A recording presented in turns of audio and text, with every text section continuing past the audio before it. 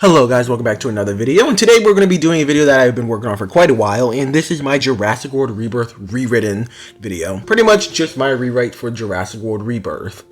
And this is actually my second time recording this, because the first one came out a little bit questionably, so, yeah, I hope if you hear this audio, then you'll know that I used this voice recording instead of my original one. But anyways, let's jump into this. I did do several different rewrites. The first one's way more in depth, and the other ones are going to be a little bit just lighter on the information.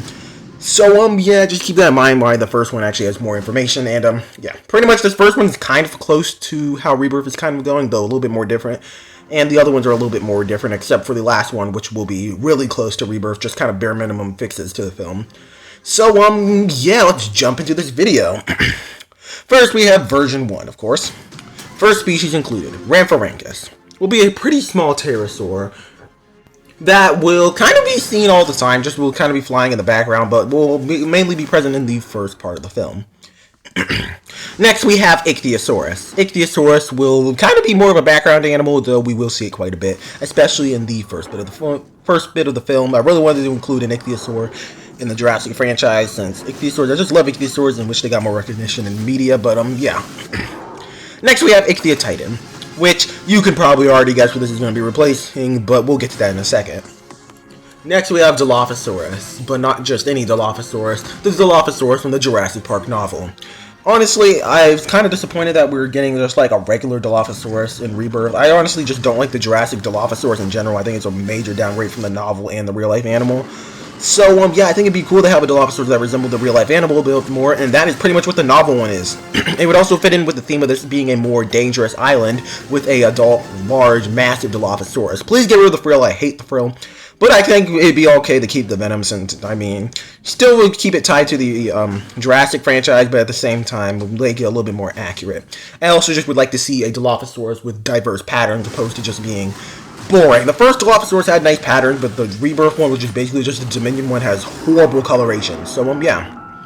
Next, we have Carnotaurus, but the Lost World arcade/novel Carnotaurus, which we'll get into this guy a little bit more when we get to its actual segment, but, yeah. Next, we have Tyrannosaurus Rex, with a pretty heavy redesign. Again, Rebirth, we're going to be changing things up a little bit. We've had the same T-Rex, like, forever, and I'm getting tired of seeing it. Like, don't get me wrong, I love the Jurassic T-Rex, but if we're going to change something, we might as well change the T-Rex. It will still somewhat resemble the Jurassic T-Rex, but still a little bit more accurate, like, with a more accurate skull, and just being a little bit bulkier. And we may also give it a red color scheme, since we've done brown before, we've done green, which, if we didn't go with this red color scheme, I'd actually like to see green, since the buck T-Rex has really good colorations. But, yeah, I think doing red kind of similar to the novel would be pretty cool. Though not too red, just a little bit of like a red hue to it would be really nice to see on this T-Rex. Also, again, a bulkier T-Rex would just make it stand out differently from all the other T-Rexes we've had in the past. Next, we have Pterodactylus, one of my favorite creatures from the original Jurassic Park novel that did not appear in the film. One of the creatures that was cut, and this is probably one creature I really want to see. I think it's having no pterosaurs with teeth. It's kind of disappointing. Like any pterosaur, because pterosaurs in real life that had teeth had really cool teeth. So, yeah, I think it'd be really cool to include Pterodactylus, especially with the kind of fan. I believe fan. I don't know if this is actually how it appeared in the novel, but with like a grayer kind of body with a red head would be really cool to see. Next, we have the replacement for Quetzalcoatlus. Either go with Thratinus draken or Tropiognathus. Either or. Personally, I'm kind of... Okay, depends. If you want to completely rework the scene that it has, then I go with Thratinus draken. But if you want to keep the scene kind of similar to what we already have, what it kind of seems like they're going with in the film, then I say Tropiognathus. Next, we have Microceratus, kind of replacing Aqualops, since Aqualops really has no reason to be here. I think Microceratus would be more appropriate for the setting of this movie. And also, it's barely appeared, so I think it makes sense for it to appear again here. Maiasaur, I actually have pretty good faith, even though we haven't seen the design yet, assuming that it is going to be in the film. The Maiasaur, I have pretty good faith that it's going to be an actual good design, and I think it's time that the species finally appears in the movies. I think it'd be great to see. Next, we have Argentinosaurus. Why we're replacing this with Titanosaurus? Titanosaurus is a freak of nature that should never have been here in the first place. So, generally, that's why. Argentinosaurus is an actual large genus of dinosaur, and it's, well, you know, an actual genus instead of being dubious. Anyways, Triceratops, more of a background animal, probably won't have too much of a prominent scene. Though, I think it's just, again, due to the setting of this episode, I think it'd be appropriate to have a Triceratops that kind of fits the time setting in which the dinosaurs from Rebirth would have came from. Triceratops, and also Triceratops barely appeared more recently, so I think it'd be time to give Triceratops some time to shine. Next, we have Euoplocephalus. which would be the new Ankylosaur. And I actually hope that this guy looks at least somewhat similar to the Jurassic World Evolution design, since I think that's a really good design because it looks more accurate than the Ankylosaurus, but at the same time still looking like a Jurassic World design. And genuinely, I think it'd be just a nice thing to spice things up. It's also a species that has been cut from the films a lot, and I think it could be similar in size to the Ankylosaurus we already have, but still maybe a little bit smaller. And again, it's going to be kind of a background animal, though maybe it'll have somewhat of a prominent scene in some of the segments. Next, we have Stegosaurus. Kind of going to be like, this is going to directly be a background animal. I don't think it needs to have any prominent scene. I think Euoplocephalus should get it, or even Triceratops, while the Stegosaurus will be strictly a background animal, just kind of for some extra filler. Corythosaurus, similar thing. Any scene that needs a Hadrosaur or Maiasaur will be in the front, but Corythosaurus will be in the back, but we'll probably get a little bit better of a look at it this time. And then we move on to the actual antagonist of the film, Mapusaurus. Mapusaurus is absolutely great. And again, I'm going to go through how this movie is going to go, but if we had to cut one scene out, it would be the scene that prominently features the T-Rex, since otherwise it's kind of unnecessary. But yeah, we have Mapusaurus. Now for the casting, we're going to keep the main cast, but the family cast I'm going to cut out. That whole entire plot for this film I find kind of just redundant. We've done it 1,000 times, and it's really pointless to see it here. And again, nothing against the actors, I just kind of don't want the plot. We've already kind of done this several times in the franchise, and though Rebirth already is doing a lot of other things that we've already done 1,000 times in this franchise, I think this is one that I feel we could have done without. Next, the setting of this episode is going to take place on one of the 5 deaths. Maybe Sorna specifically, though I think it'd be cool maybe to explore one of the other islands. Again, since we're doing like kind of the setting, if it being a old research facility, I think it'd make sense that instead of Sorna was already kind of a minor retcon to the Jurassic franchise, and I don't think pushing it any further would make any sense. I think it'd just be better to just stick with it being on one of the 5 deaths instead of being on a completely new random island. Again, maybe not Sorna specifically, but like just one of the other ones. Say maybe it was a research facility that was one of the earliest ones. Maybe not the first one specifically, but just the earlier research facility. Now, onto the timeline of the film. The first part is just going to be the beginning, kind of setting up the plot, kind of getting the characters going, and getting the reason on why they're going. Why are they going? We're going to keep the fact that they're here to get DNA, though not to cure any disease. They're going to actually kind of be here just to kind of harvest the DNA. For what reason, not 100% sure. Maybe the characters won't even know exactly why. They just were hired to do it. Honestly, it'd be pretty interesting to see instead of just, okay, it's here to cure disease. Another reason the dinosaurs are not going to just be gone. The dinosaurs are not going to be dying off. They're going to be doing just as good as they were doing in Dominion, if not even better. Though maybe maybe in more populated areas like cities, less dinosaurs will be there. Maybe only smaller dinosaurs will actually inhabit more human areas, while the larger dinosaurs may have moved a little bit further into the woods, so they don't bump into people as much. Just because they've settled in more, not because they died off or anything, and not like they're only in the tropics. They're still all across the world. Just a little bit, people and dinosaurs are just getting along way better than they were before. And that's what the whole entire beginning part is really just going to be, setting up the movie. Now on to the first real segment. Pretty much, most Jurassic films kind of go in an order. They start off with, again, the opening, and then they end up getting to wherever the dinosaurs are, and they usually encounter a sauropod. It's a big spectacle moment, starting off in the day. Then we kind of go through the movie a little bit more, the action starts picking up, gets through the middle, a lot of things happening, the real story kind of happens. Then we get closer to the end, at night, and we finally have the final fight when the chaos is all happening. We finally get through whatever problem we have, and then we finally end up just going on with the end of the film. Here I've kind of gone slightly reversed with that. First, we're starting off with them sailing out probably either very late in the day or even early in the night, and probably getting there pretty much at the end of the night, probably even in the AMs, honestly finally getting close to the island.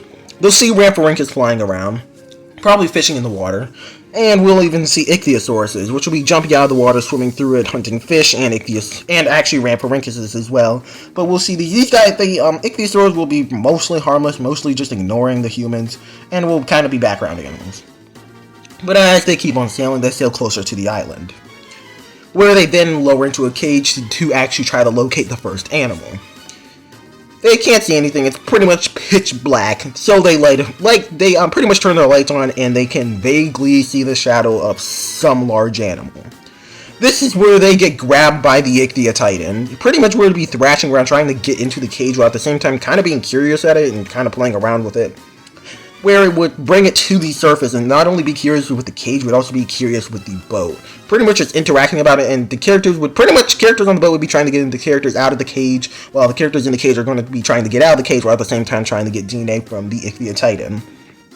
Honestly, how the scene would play out after that, I'm not 100% sure, but they would figure out a way to get back onto the boat. Now we move on to the next segment, which this segment I would be perfectly happy with either just completely cutting to and just kind of split this up into in-between segments, or keep this scene, which I think actually is kind of necessary, and just maybe not have it had action. This is the river raft scene. And again, T-Rex will if we do keep it the same, we'll have T-Rex appear here. Though at the same time, we may replace it with Mapusaurus, or we will just have no large theropod. And this will just be a scene of the characters kind of flowing through the water. This is kind of a last minute change I'm making, but they'll just have the characters going through with the herbivores. They may end up getting in kind of some conflict with one herbivore later on. I don't know exactly which one, either a Euoplocephalus or a Maiasaura. Maybe they even float too close to a Maiasaura nest, and the herbivores get aggressive attacking the boat. Either way, don't know exactly now. I think I kind of want to just cut T-Rex out of this movie. Doesn't really need to be here, but if it is going to appear, it will appear here. And pretty much appear here exclusively.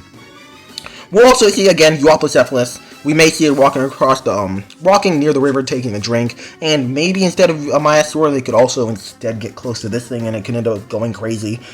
Or maybe not. Dilophosaurus will be in the scene, though it'll be kind of just on the riverbank, and maybe the reason that they end up on the raft by being chased by Dilophosaurus. Either or, I'm not 100% sure. And then we'll have Maiasaura again. Maybe this will actually be the main scene by the river when they get down a little bit more, they get too close to their nest, and a group of Maiasaurs start attacking, or just one lone mother Maiasaur starts attacking them. Anyways, that is the river raft scene.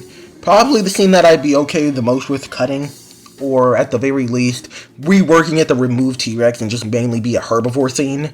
But yeah. Now we move on to the next segment, which is once they've finally gone all the way up river, they get to their next location, which is the aviary, where they will have to go through it and get around the Pterodactylus, which are very aggressive, but at the same time, due to their size, they're somewhat able to fight them off. And also there's caging around, so some of them don't even pay any attention to them. Some of them will actually try to attack them, some of them just being blocked by the cage. And any ones that actually do get through, they're able to pretty much just hit back with whatever they have with them.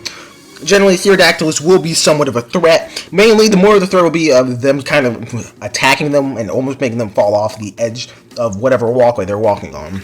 Anyways, I forgot to make slides for this. But pretty much this is how it would go. Either we would have Tropiognathus, or we'd have Thaddinus Draken. Tropiognathus, they pretty much just move into another aviary that is actually partially built into a cliff, and there would be a cave up there. They would have to go up to the cave to get the DNA from the egg of a Tropiognathus. But the adult would attack them, and it pretty much just played out how the scene is going, how it seems the scene with the Quetzalcoatlus is going. Or the alternate one is that they move over to an aviary that is very low to the ground. Well, it is still a very big aviary and still has lots of room for the animal to fly. They'll end up just mainly having to go on the ground to get the egg from a Thaddinus Draken. Well, more of a group of Thaddinus Draken are pretty much just sleeping, protecting their nest, and walking around. So pretty much the scene would be them completely in the dark forest, slowly creeping around while trying to avoid the massive Azhdarchid. And they probably end up being spotted and being chased by it, but this would probably be the most horror scene in the entire film. So, yeah, this is the aviary segment. Anyways, here we have the Carnotaurus scene. Pretty much, if you've seen the Carnotaurus scene in the novel, it's just going to be kind of like that, but also maybe slightly edited, so it's a little bit more similar to for the arcade version of it, if they would need to, like, kind of dumb the scene down a little bit. But otherwise, it's going to play out similar to how it is in the novel. Most carnivores will stay away from the area. And also, maybe we'll have a mention of raptors and T-Rex here. We won't actually see them, and we may see Dilophosaurus staying away from the area. But, yeah, this is where the Carnotauruses will be, and of course, I'll probably have footage of the Lost World arcade playing here. But, yeah, pretty much they're going to encounter two brother Carnotauruses, like in the... Well, I don't know if there are brothers in the novel, I know there's a pair of Carnotauruses, but there'll be two brother Carnotauruses in this version, or a mated pair, I'm not 100% sure. Either way, they pretty much just have to get around these camouflaging Carnotauruses. I don't know, they probably would have came in here just because the carnivores were staying away from it, and just generally all dinosaurs were staying away from it, and they just needed a place to rest. But, anyways, again, this will also be really close to dawn, and the Carnotauruses will be a little bit more skittish, though, since, again, they do not do well. Since it's harder for them to camouflage in the light, they will be kind of trying to stay in the shadows a little bit more. Anyways, we move on to the final scene. This is kind of the big fight scene, almost equivalent, but not quite. Anyways, they'd be walking through the long grass, searching for the Titanosaur, which would be Argentinosaurus. Again, if you don't like Argentinosaurus, pick any other large Titanosaur, such as Alamosaurus, I think would be a second best pick, Portosaurus, Antarctosaurus, Australotitan, anything that is just a massive Titanosaur, even Brachiosaurus or Marapunisaurus, if you want to put those guys in here. I think they work well, but I'm just going to go Argentinosaurus for this version. Anyways, they would finally see the massive Argentinosaurus. There may also be a few other herbivores walking around, and I'm still debating if I want it to be just one lone Argentinosaurus, or if I want it to be a large herd of Argentinosaurus. It may even be a large, older Argentinosaurus that's kind of tracked a little bit behind its herd. Still don't know, but yeah. Anyways, that's when the large theropod will creep up. And, of course, it's Mapusaurus. Well, not just a Mapusaurus, but a whole entire pack of Mapusaurus surrounding the massive animal and pretty much just biting at it. And pretty much the scene would consist of the characters pretty much being in the middle of this, kind of being pushed by the Mapusauruses running towards it. And they would be in the middle of either one Argentinosaurus or a herd of Argentinosaurus in a whole entire gang pack, mob, whatever you want to call it, of Mapusauruses pretty much attacking the Argentinosaurus or Argentinosaurus. And pretty much the scene would just be complete and utter havoc, with them pretty much, again, trying to get the DNA from the giant Titanosaur, while at the same time not being crushed by it, or the Mapusaurus, or even being bitten by the Mapusaurus, or just completely eaten. So yeah, that'd pretty much be the final scene. It would also be in the daylight, so you can finally see, like, the scene in full light. And also, I'm debating if I want the scene the actual fight to end on screen. And even if it does end on screen, who is going to be the victor in that? Should the Argentinosaurus be the winner? Should the Mapusaurus be the winner? Honestly, I think maybe the Mapusaurus may be able to take out one of the Argentinosauruses, and then the rest of the herd comes. Or maybe the Mapusaurus are just able to severely injure the one Argentinosaurus they're attacking before the rest of the herd completely and utterly scare them off. Or even just have the Argentinosaurus win. I know the Argentinosaurus is going to kill at least one of the Mapusauruses, though I don't know if any of the Argentinosauruses are going to be killed in the fight. And we may even have the characters just run off before the fight ends. Definitely have the Argentinosaurus kill one of the Mapusauruses, but then have the fight continue as the characters actually leave to get away from it. After that, pretty much that'd be the end. We'd have the film wrapped up at the end with them get back with the DNA. And we may even just have kind of like a teaser towards what the next film will be and what the DNA may be used for. Yeah, this is kind of simple, and no, it's not the best of the plots, but I think it's at least something different, it's unique, and it's like not completely retconning. It's kind of, unlike Rebirth, which I think is actually several steps back, this rewrite is kind of more of just no progression. Maybe in the future films it will lead to progression, it's kind of more stalling, but yeah. Anyways, version 2. Don't go as in-depth with this one, unfortunately, because I just didn't feel like going that depth. So I'm just going to kind of talk about what roles I want each dinosaur to play in the film. So first, we have Utahraptor. I didn't include any dromaeosaurs in the first draft because there's really no reason to have them in that first rewrite. But this second rewrite, we're going to include raptors. And again, similar reason for the T-Rex. I think the Velociraptor is even more of a reason to be changed. I can understand kind of the T-Rex staying the same and maybe being different from the film. And I would understand them not wanting completely to redesign the T-Rex. Unlike the raptors, I think actually should get a complete redesign. Just be changed over to Utahraptor so they would be larger. And just give them the Evolution 2 design. I think it's perfect Utahraptor design. They don't need to make a new feathered one. I think this one would work great. But yeah, genuinely, this will be probably this Utahraptor and a group of Utahraptor will have probably a main scene alongside maybe being featured throughout the film as well. Again, I kind of forget for this film exactly this specific one. Okay, kind of remember a little bit more. Pretty much this one is going to be set kind of more in Biosyn, but we'll get to that later on, or at least near Biosyn Valley, or at least the area, kind of probably somewhere in Europe. Not 100% sure where, but this film would probably take place somewhere near Europe.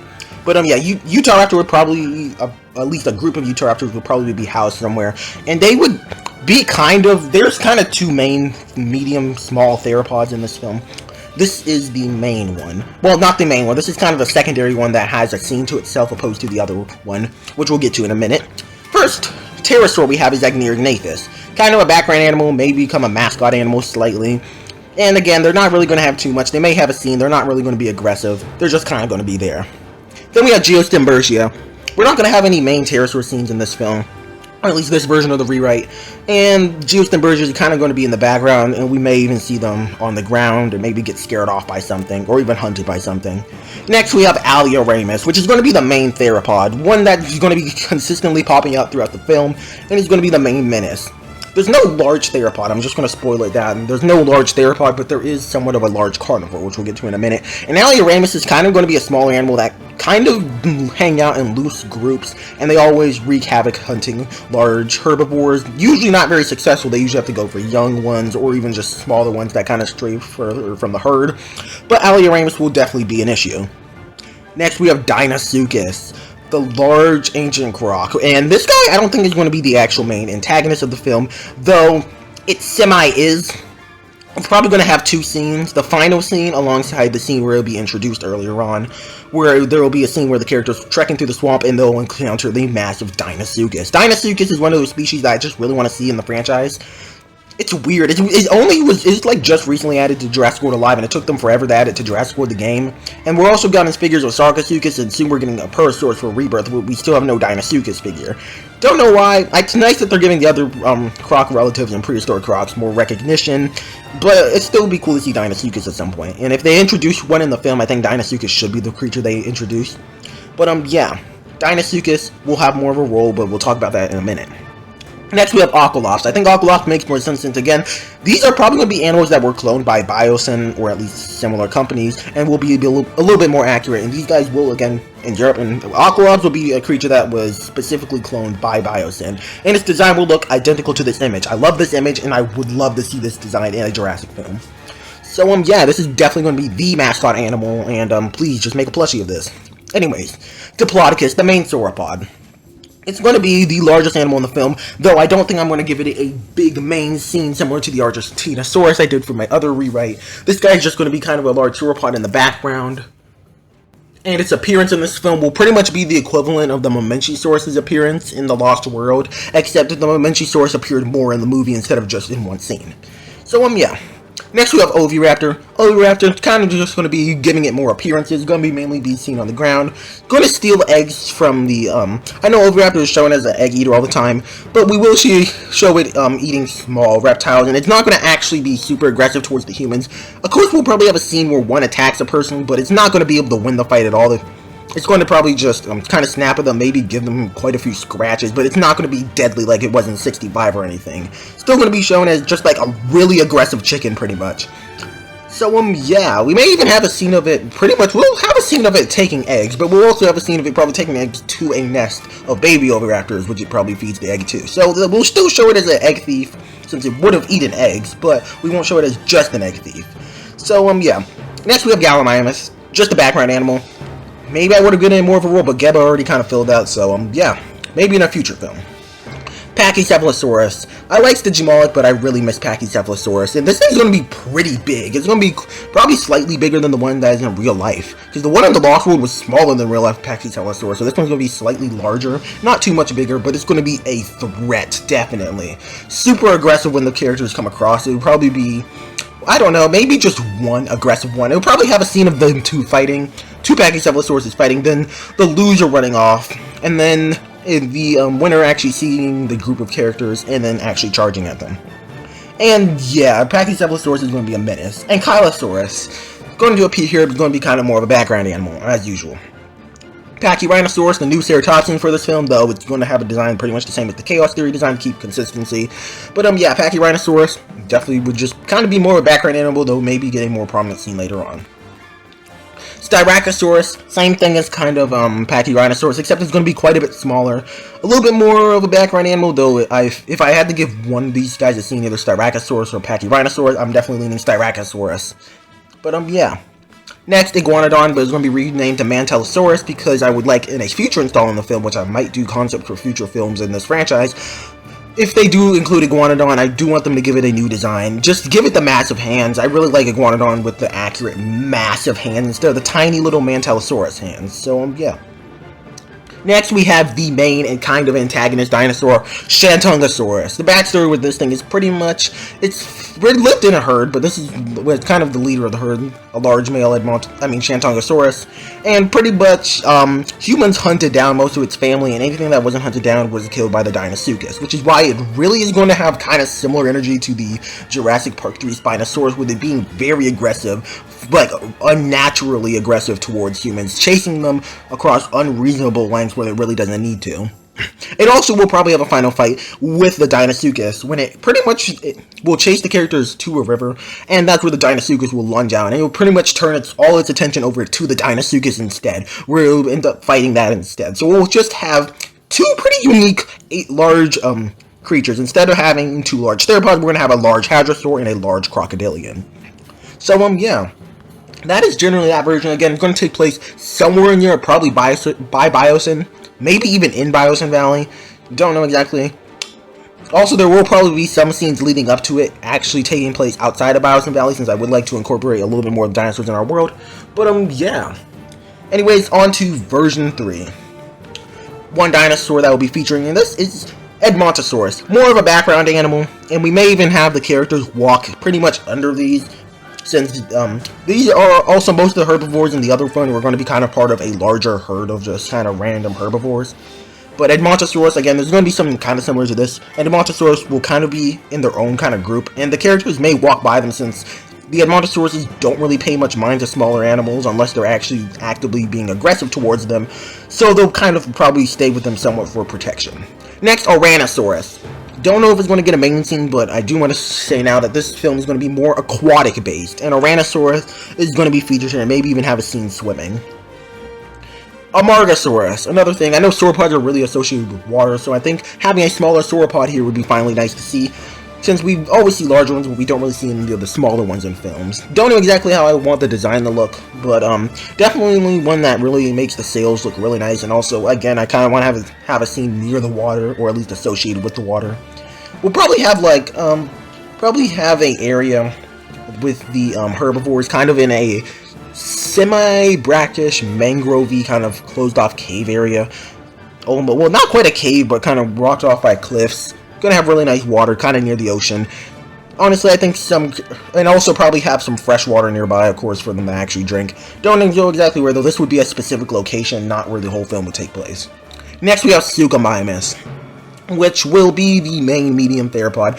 I know a lot of people love and hate baryonyx at the same time, since they love baryonyx, but they kind of messed up the design in the Jurassic franchise. And thankfully, Suchomimus, they made its design look like the actual website design, so I think it'd be really cool to see Suchomimus with pretty much just with its Chaos Theory design. Its Chaos Theory design is pretty much perfect. Maybe even have it appear with its website colors, since the one from Chaos Theory has the exact patterns, just different colors. Though I wouldn't be mad if we got the Chaos Theory colors as well. So, yeah. Next, we have Koreaceratops. Not playing too much of a role, though maybe we'll have the characters befriend one or something. Don't know, probably not. Just mainly be more of a background animal. So, yeah.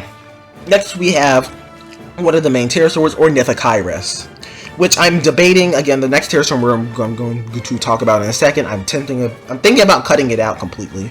But as of now, Ornithocheirus will definitely still be here, and it will probably have a scene, again, with it being aggressive. The size of its scene really depends on how much I still plan on including in the creature that's coming after this. But if the creature that's coming after this I decide to cut out, then Ornithocheirus will probably get a little bit more of a scene where they're actually attacking the characters. Though again, it will be kind of easy to shrug off, since it is not the biggest thing ever.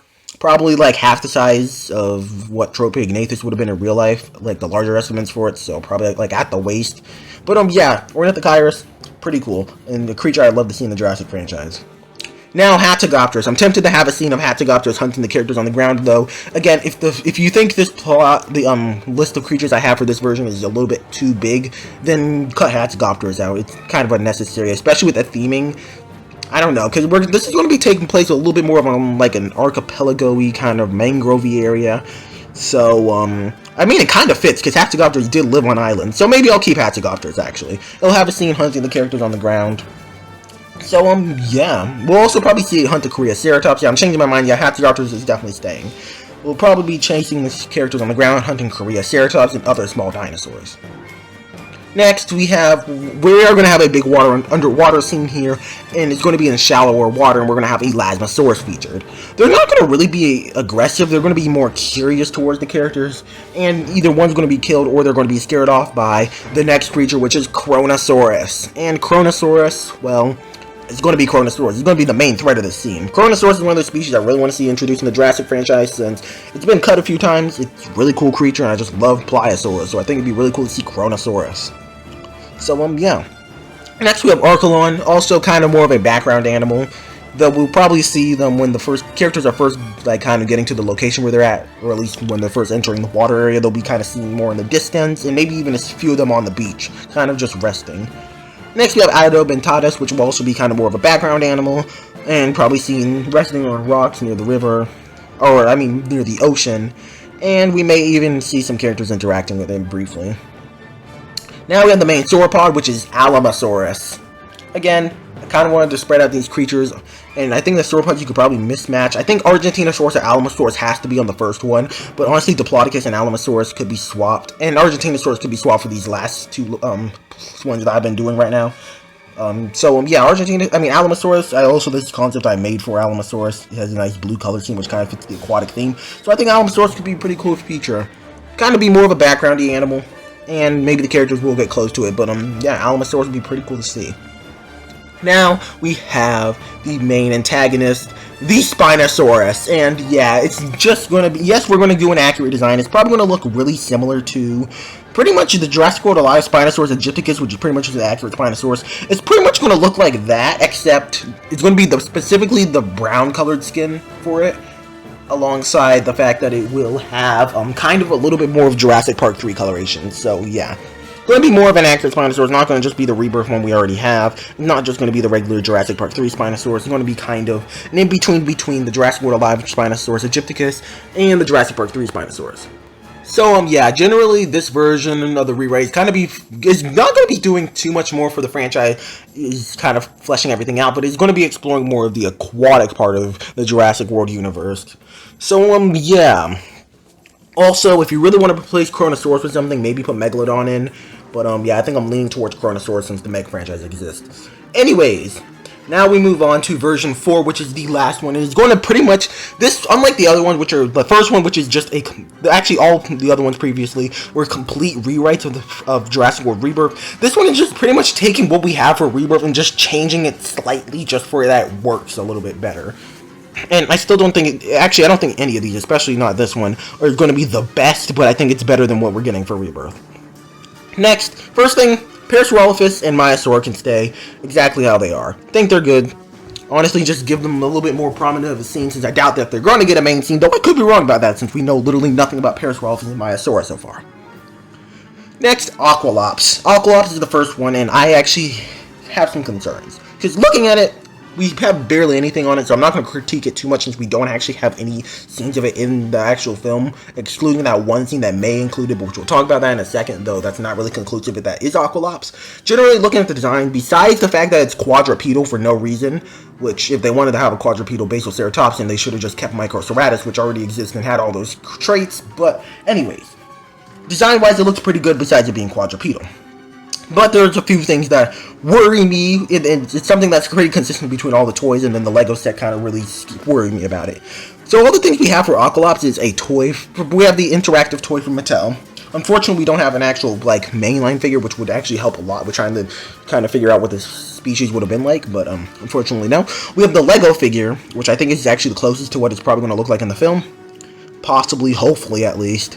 Then we have the plushie, which we only had the silhouette of, but I did make a concept of what the silhouette would look like if it's actually not a silhouette, an actual plushie. So there's that. And then we have the Imaginext figure. One thing that's consistent, especially with the interactive figure, the plushie, and the Imaginext figure, is it's quadrupedal and it's a bulky ceratopsian that doesn't really look like a basal ceratopsian. It looks more like maybe a leptoceratopsian or just a full-on ceratopsian. That's something I worried about, and it's kind of bulky, and I wouldn't have really worried much about it, since again these are more stylized figures. But the fact that if you look at the Lego set, it's listed as Baby Dolores the Aqualops, and again we don't really have any good sizes for this thing. But looking at the figure of Aqualops compared to the person, that looks already about as big as Aqualops should be in real life. Or even if maybe a little bit oversized actually for an Aqualops, an adult Aqualops, it should be about that big. But it's listed as a baby, which is concerning since if the baby is already bigger than what Aqualops should be, what would the adult be? Again, I don't know. Baby could really mean anything from a juvenile, anything from a hatchling to a juvenile, or even by stretching it, maybe almost a subadult. So who knows? And putting out the size diagram, again, the person that the minifigure is supposed to be a child, so probably a little bit oversized, so maybe shrink down slightly. But if you see Aqualops, the tiniest one, that is how big Aqualops was in real life. Then we have how big I think the one that we have so far, based off what we've seen kind of it, is, and then the gray silhouette is a bare minimum estimate of a fully grown Aqualops. That is way too big for an Aqualops. It makes me kind of curious, especially if you're looking at the Imaginext figure and a lot of the other things. It really looks like it has somewhat of a frill. They kind of have it oversized for a baby. It's quadrupedal, and they're introducing this thing while we already had some that pretty much already filled the role that it is. This is kind of looking more like a Protoceratops best case scenario. Again, I'm not going to say much since we haven't really seen the Aqualops design, so it could be better than this, and I could just be saying things. And I know there's this kind of clip in the trailer where it kind of looks like you might see the head of the Aqualops near a person. And again, I'm not going to really use that as evidence since, again, you can barely see it. It's in the dark and it's really grainy. It has 5 pixels. You can barely see it. I'm not going to count that. But based off what we've seen, I'm kind of worried Aqualops is basically just going to be a Protoceratops called an Aqualops. Honestly, maybe they should have just went with Protoceratops. Honestly, I think a lot of people would be happy with it being a Protoceratops. So yeah, in this rewritten version, they should just change it to a Protoceratops, or keep it as an Aqualops, either how the design looks like in the film, or this piece of paleo art. Again, peak Aqualops design. Don't think there's ever been a better Aqualops ever created. Anyways, Titanosaurus, this freak of nature, is getting replaced with Argentinosaurus, with a design that looks, again, this edit that I made doesn't look the greatest, but it's something. Pretty much just give it a more realistic Titanosaur head, give it a shorter tail, and instead of those ridiculous sails, give it some spines. Again, I don't actually have too much of an issue with the sail, just they're not helping its case. So yeah, the colorations can stay the same, or maybe make the colorations look a little bit more like the Mattel and Lego figure.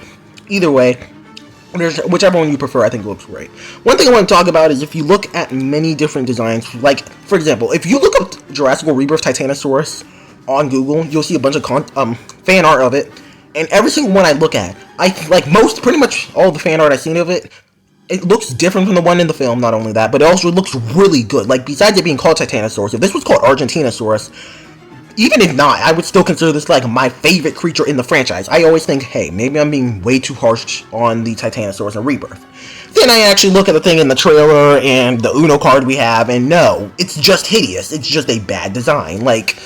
Again, there's some minor things. If you just change the design minorly, and especially if you just rename the Argentinosaurus, the Titanosaurus could work, but they just made it in a way that it just doesn't. It just looks really ugly, and you really think it's not that bad. Look at the Uno card. This is unforgivable. It is legitimately repulsing. I do not want to look at this thing any longer.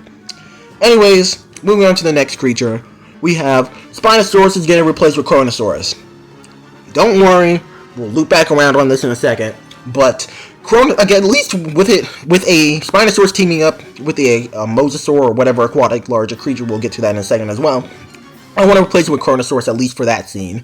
Spinosaurus just doesn't really make sense. Again, I don't think it would make much more sense with the Kronosaurus. Just it feels like it'd make more sense for a fully aquatic animal to team up with another fully aquatic animal, opposed with a semi-aquatic animal that lived in rivers to team up with a large oceanic fully aquatic animal. So yeah, also I just want to see Kronosaurus. So yeah. Next, Quetzalcoatl is getting replaced with Tropeognathus. Again, we're gonna keep its scene pretty much the same how it is, and we're just going to replace it with Tropeognathus, opposed to making a completely new scene. And it's pretty much if we did make a new scene, we rename it to Thanatos Draken, maybe change the head slightly, make it stand up a little bit more upright, and then again, have the scene of it hunting on the ground in a foresty area. But if we're going to keep it on the side of the cliff, just completely change its design to Tropeognathus. I think just Tropeognathus, just generally as an animal, works better in what they're trying to do. They either just need to go with a pterosaur that acts more how they wanted to act in the film, like Tropeognathus, or just using it as Darkid properly. So, yeah. Anyways, Dilophosaurus, I already explained earlier, just put the novel one in. It makes more sense for the setting of the movie being on a new, old research facility with the worst of the worst, most dangerous dinosaurs, and adult Dilophosaurus makes sense with the massive novel design, and also getting rid of the stupid frill. But, yeah, again, also, kind of forgot to mention, I think I want this to take place on one of the Sorna Islands for the same reason I said earlier on.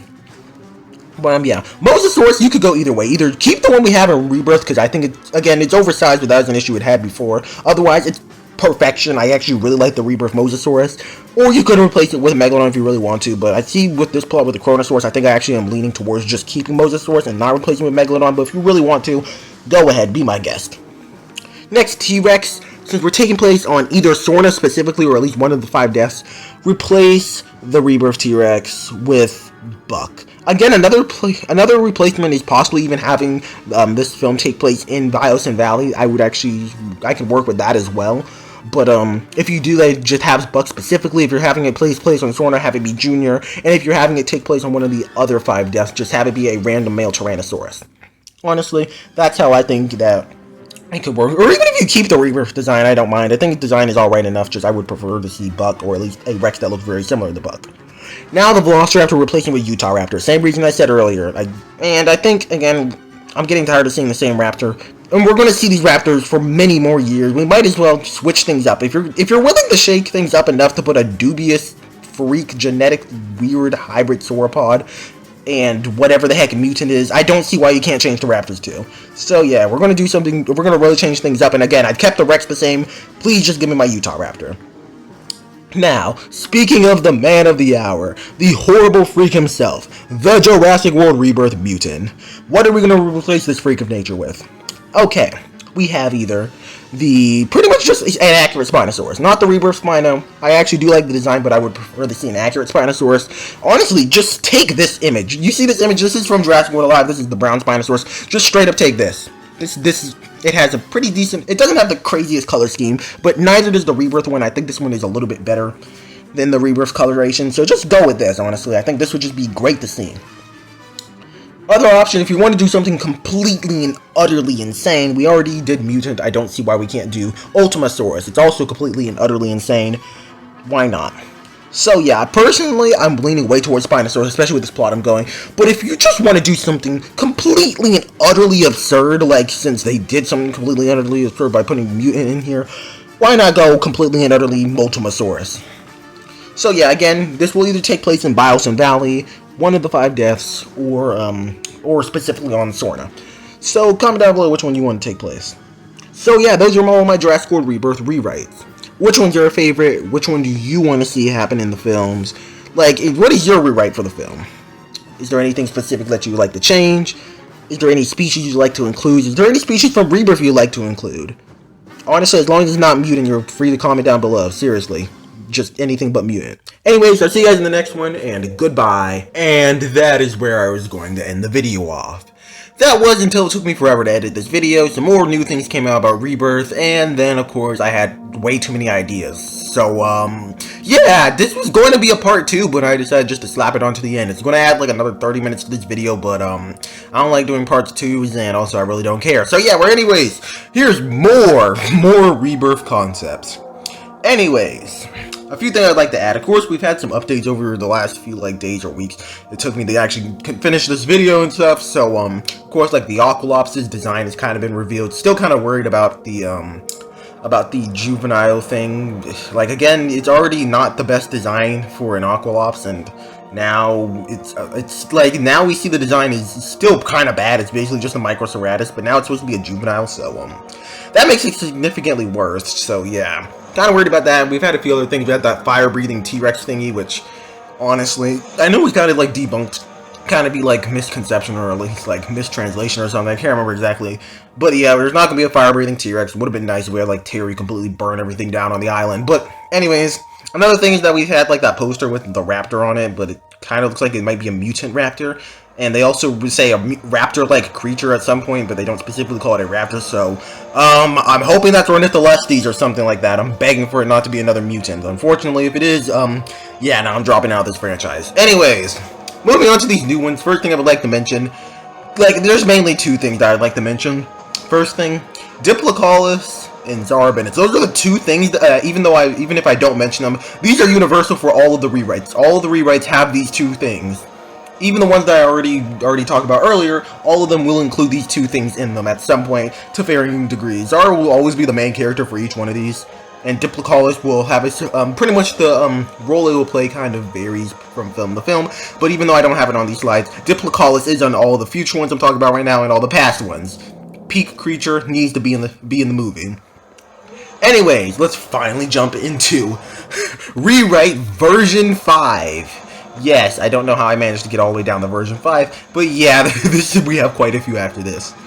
Anyways, first creature, Pteranodon. Not going to play too much of a crazy role. I do want to mention that this rewrite here takes place actually in Biosyn Valley directly. So yeah, it's kind of like a follow-up to Dominion almost, but yeah. Anyways, Pteranodon, not playing too crazy of a role, and also it'll be the Jurassic Park 3 design. Well, though maybe we'll also have the world design just for consistently, but mostly we're going to have Jurassic Park 3 Pteranodon. Anyways, a dinosaur that I'll be wandering around is Moros, kind of more of a smaller, compy-sized animal. Kind of playing the role as the compy and also just kind of like another small carnivore. Ornitholestes is kind of going to be replacing the raptors. The raptors aren't going to have too much of a role in this film, so the Ornitholestes is basically going to be doing that. Not going to be anything too crazy. It may have a few memorable scenes, but mostly kind of be like just an easier to fight raptor.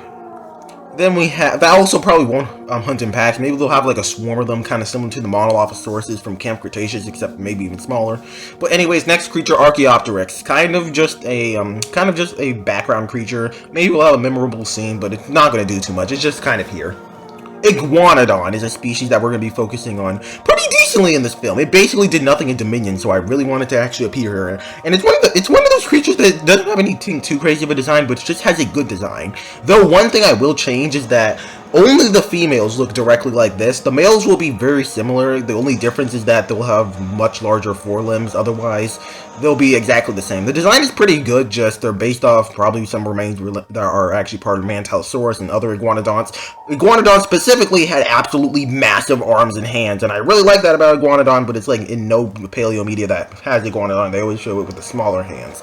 So maybe have the males have the larger hands and have the females have the smaller ones. Either way, Iguanodon would be cool to see. Now, the medium carnivore for this film, Lithornyx. Again, I want to mention that pretty much all these species that are going to be here are either captured or cloned by Biosyn specifically, and honestly, I think a feather Lithornyx just kind of fits the vibe of the Biosyn species for some reason. I don't really know why. I actually was also considering to have Gorgosaurus here instead, but I thought Lithornyx just fits a little bit better, and also just, I feel like at least Gorgosaurus was already in a movie, and it's kind of a little bit more well-known than Lithornyx. So yeah, I think it'd be really cool to see Lithornyx in the film. Kind of as a medium carnivore. Anyways, another creature also kind of taking the raptor role is a Gorgonopsid. I don't know exactly what kind for sure. Either Inostrenthervia, Gorgonops, or Lycanops. Definitely one of those three. Lycanops because it's kind of already present in the toy line and like franchise. Inostrenthervia because the largest. And Gorgonops. I definitely don't want them to just refer to a Gorgonopsid. I want them to pick one of those three specifically. Just I didn't really know which one to choose for the slides here, so we're just going to go with the Gorgonopsid. We're also getting a Gorgonopsid figure, so, yeah. Probably, I know I have the Jurassic World Alive one, but the design would probably look like this, just they would have the colorations in the Mattel toy we're getting for it.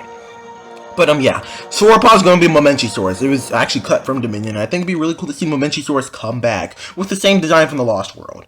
And this will just be one of the ones captured from Sorna. If I were to make a redesign of it for some reason, again, since the one from Sorna's I won't, but if I were to make a redesign for it, we would probably just, make the actual Momenchisaurus. The original model was based off Seismosaurus, which is now known as a type of Diplodocus, and it was originally going to be a Seismosaurus. So, yeah, it's basically just a Diplodocus, but, yeah, it's Momenchisaurus. If I made a redesign of it, though, like if Biosyn was the one to clone it, it would actually look more like Momenchisaurus, but, yeah, anyways. Ceratopsis for this film is Triceratops. I mean, Triceratops has basically been a nothing, and I also feel like it'd be a little bit out of place for it to be one of the Jurassic Park ones, so I guess I'll have to stick with the world one. Definitely nowhere near the best Triceratops in the franchise, but it's workable. Next, Pachycephalosaurus. Stitchymolic is pretty nice, but I really miss Pachycephalosaurus, especially since it'd be cool to have like a pretty decently sized one. It'd be pretty cool to see in the films. And pretty much just with the same design as the Lost World one. Next, Microceratus is kind of just here to be the more marketable creature again. Kind of included that with every single one of these for some reason, don't know why I did, but it's kind of here. We can give it more screen time with the same design I had in Dominion. And, yeah, pretty much that's it. Microceratops is just kind of here. Now, the main threat of this film, Quetzalcoatlus. Man, looking at the one from Rebirth made me realize that we need to appreciate this beautiful design before it's gone forever and replaced with something more hideous. So, Quetzalcoatlus. Pretty much, we're going to keep the Dominion one. We're also going to keep it oversized. We're going to actually, again, there's really so many size estimates for how big the Quetzalcoatlus in Dominion is, but I'd probably just be about the size of some of the smaller estimates where it's still really oversized from the real-life animal, but it's a little bit more manageable. I have a little size chart here. This is one of the smaller estimates, and this is one of the ones I'm going with. Not one of the absolute massive ones where it has like a wingspan that's like longer than like 4 T-Rexes or something like that. Those are probably closer to how big it actually is in the film, but I know dinosaurs can change from shot to shot, and other prehistoric creatures can kind of change from shot to shot. So we're going to go with the size kind of closer to this size chart, one of the smaller estimates for the Dominion Quetzalcoatlus, since I think it just fits a little bit better. Again, we're going to keep it oversized because, no reason in particular, we're just going to keep it oversized, really. But, yeah, we'll probably have a scene where it actually probably, like, completely swallows an animal whole. Don't know about an iguanodon, maybe, like, a young iguanodon, a young Lithornyx, just, like, a Gorgonopsid of some sort, or even the Ornitholestes. This thing is going to be pretty cool to see hunt on the ground and also just fly around. So, yeah. Now, moving on to the next rewrite. Version 6. Now, Version 6, again, this one did not take place directly in Biosyn Valley per se, but one of the main places will be near Biosyn Valley. And there's also, again, these are not Dominion rewrites, even though they kind of are. This one especially, I kind of accidentally basically did a Dominion rewrite, so I kind of just ran with that. Kind of, but yeah, this would not just be a complete copy for Rebirth. I mean, Dominion. This is a rewrite of Rebirth, and it would share a lot of. And kind of, I picked creatures that kind of fit similar rules as ones in Dominion. That's kind of what I mean by rewrite. And it also takes place with creatures that are probably cloned by Biosyn and also are from an area kind of nearby, but not directly in the valley itself. And also, there would be other locations in this film specifically. Just this would be one of the main places. Anyways. Again, also, forgot to mention, I didn't put every single background creature. If there would need to be more creatures for other scenes in different locations, I just probably didn't think about them. Just, these are like some of the main ones and some background creatures I could think of. So yeah, it kind of goes for all of them. But anyways, the raptor for this film.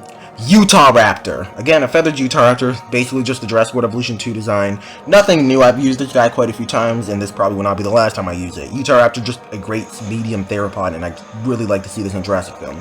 Now the medium, like the actual larger medium theropod, which is Gorgosaurus. Again, I knew I was going to use Gorgosaurus somewhere, and I think it'd be pretty cool to see it here. We may also reuse Carnotaurus, Baryonyx, or Allosaurus. One of those if we need another background carnivore. But Gorgosaurus would probably be the main medium carnivore.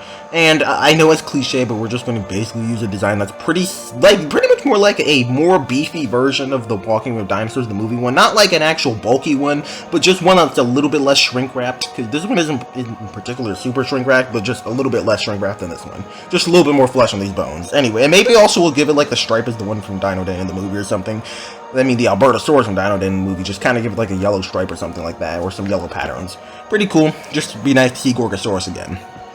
Next, Agnearognathus. Kind of, oh, I forgot to mention for the Utahraptor, it's kind of like a mix between the Atrociraptor and the Pyroraptor, where it's feathered and a little bit more accurate like the Pyroraptor, but at the same time bulkier and more durable like the Atrociraptor. Gorgosaurus just is kind of a villain for medium theropods. Agnearognathus is kind of weird. It's pretty much just, it's kind of a locust replacement, except it's not going to be causing a famine or anything. There's just going to be in large groups, not even swarming anything. But, yeah, these guys probably are not going to be really a threat or anything, and they'll probably have, like a memorable scene of, like, kind of, maybe we'll even have a scene of the characters being chased by the Gorgosaurus, and they get swarmed by a bunch of Agnearognathus. Not hunting them, just probably flying around, probably being spooked by something, and he'd pretty much be the character trying to run away, trying to lose the Gorgosaurus inside of the whole entire, Agnearognathus swarm. Or maybe even an alternate idea, they're in, like, some tall grass, maybe some not hay, what is, can't remember, I think it starts with a Y, some sort of just tall grass, and maybe the Agnearognathus are just swarming, flying around, and they're being chased by a group of Utahraptors, and they pretty much just are trying to lose the raptors in the long grass, and this whole entire swarm of Agnearognathus that may have been resting in the grass would be pretty cool. Anyways, Dominion Parasaurolophus is reusing it. Probably, we're also going to see the adult version because the juveniles were pretty cool. I like this design. It'd be really nice to see an adult one of these things being absolutely massive. Next, we have Pseudoceratops, just to give us more screen time. Already had some decent screen time in Dominion, but that's kind of with Dominion standards of creatures.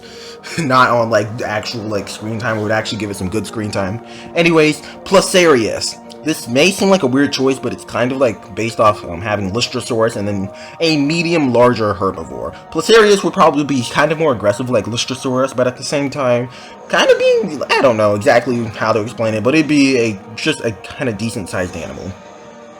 Next we have Ankylosaurus, more of a background animal, but it's here. Ornithomimus, also kind of more of a background animal, but I kind of wanted to get a feathered one in here.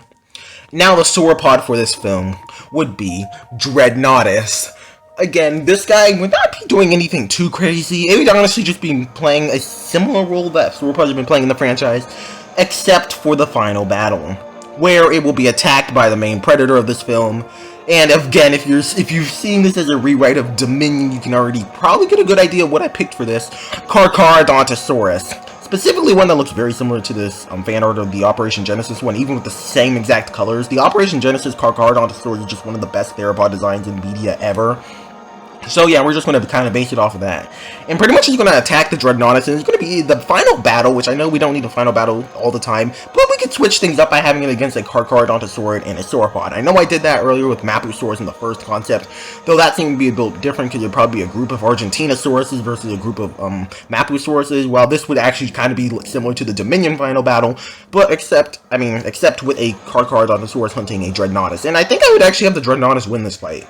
Honestly, it'd be a pretty insane fight. Anyways, version 6, 1.5, which, version 6.2 I probably should have put instead of 6.5, but, anyways, this isn't a full rewrite, this is just changing the final battle. If you don't want the sauropod fight, it's going to be more mimicking the actual Dominion fight, and this fight will actually include T-Rex, and it will have a fight between Carcharodontosaurus and T-Rex, except it will be focusing on the actual dinosaurs instead of the people stumbling around on the ground. But anyways, it would have these two fighting, and pretty much it would also include a prologue scene, except this prologue scene not only would actually have scientifically accurate dinosaurs, but also, instead of being a ridiculous fight against two carnivores that didn't live with each other, that lived on completely different continents and different times, we would have a fight between Spinosaurus and Carcharodontosaurus. So pretty much how the fight would go is probably just be like scientifically accurate Carcharodontosaurus and Carcharodontosaurus and Spinosaurus, and pretty much, again, be like the Dominion fight where the Spinosaurus' ancestors got pretty much knocked out, and then once the Spinosaurus comes in, it actually helps the T-Rex take down the Carcharodontosaurus because of, I don't know, a generational trauma. And also, I know in Dominion they kind of had like the prehistoric time flashing in the background, but this one time it would actually be cutting back and forth between the fight so that you can see it way better and makes it look actually like kind of like understanding what's actually going on in the fight. So, yeah, pretty much this would just be Spinosaurus, T-Rex, and Carcharodontosaurus all fighting. So, yeah, also, it would be the Jurassic Park 3 Spinosaurus specifically, but except in the prologue where it would actually be an accurate Spinosaurus. And, yeah, also T-Rex would probably be, either be Buck, or it would be Junior as an adult. Don't know. Or it could just be a random male Rex. Don't really know yet, but, yeah, that's just kind of an alternate final battle if you don't want the Carcharodontosaurus versus Dreadnoughtus fight. Anyways, now we have version 7. And this version is pretty weird. Anyways, first thing, this one would probably take place, I don't know exactly where, but it's probably somewhere in Central or South America. Don't know exactly where, but pretty much it would have Pachycephalosaurus, kind of more of a smaller background animal. Again, I just really want to see Pachycephalosaurus come back. Euoplocephalus as the Ankylosaur. Also, it would probably be more of a background animal, though we'd probably get at least one good memorable scene. The small theropod role will be filled by Clinican. It could really be any terror bird, and I'd also would not want them to just go with a generic terror bird. Would like them to choose one. But Clinican is the one I'm choosing, though if they really wanted to go with something else, maybe like Titanus or Forest Raucus, or two other good choices. But I'll stick with Clinican. Also would have a fairly accurate design, because honestly, terror birds usually, in my opinion, when terror birds, I don't know, in my opinion, in media, they're usually just really bad when inaccurate, and, like, not always, sometimes they work, like Primeval's terror bird, I think actually works pretty good for being a really inaccurate terror bird. Well, not even a super inaccurate, they're pretty decently accurate even for being inaccurate creatures. But generally, I don't think it's even worth the issue of trying to make it inaccurate. You might as well just go with the real life animal. There's, well, at least especially with Clinican. So yeah, maybe give it some unique colors and patterns, and also we'll give it the sickle claw because of course. And maybe we can even have a scene where they originally think it's a raptor, but then they realize it's not, and then they get attacked by a terror bird.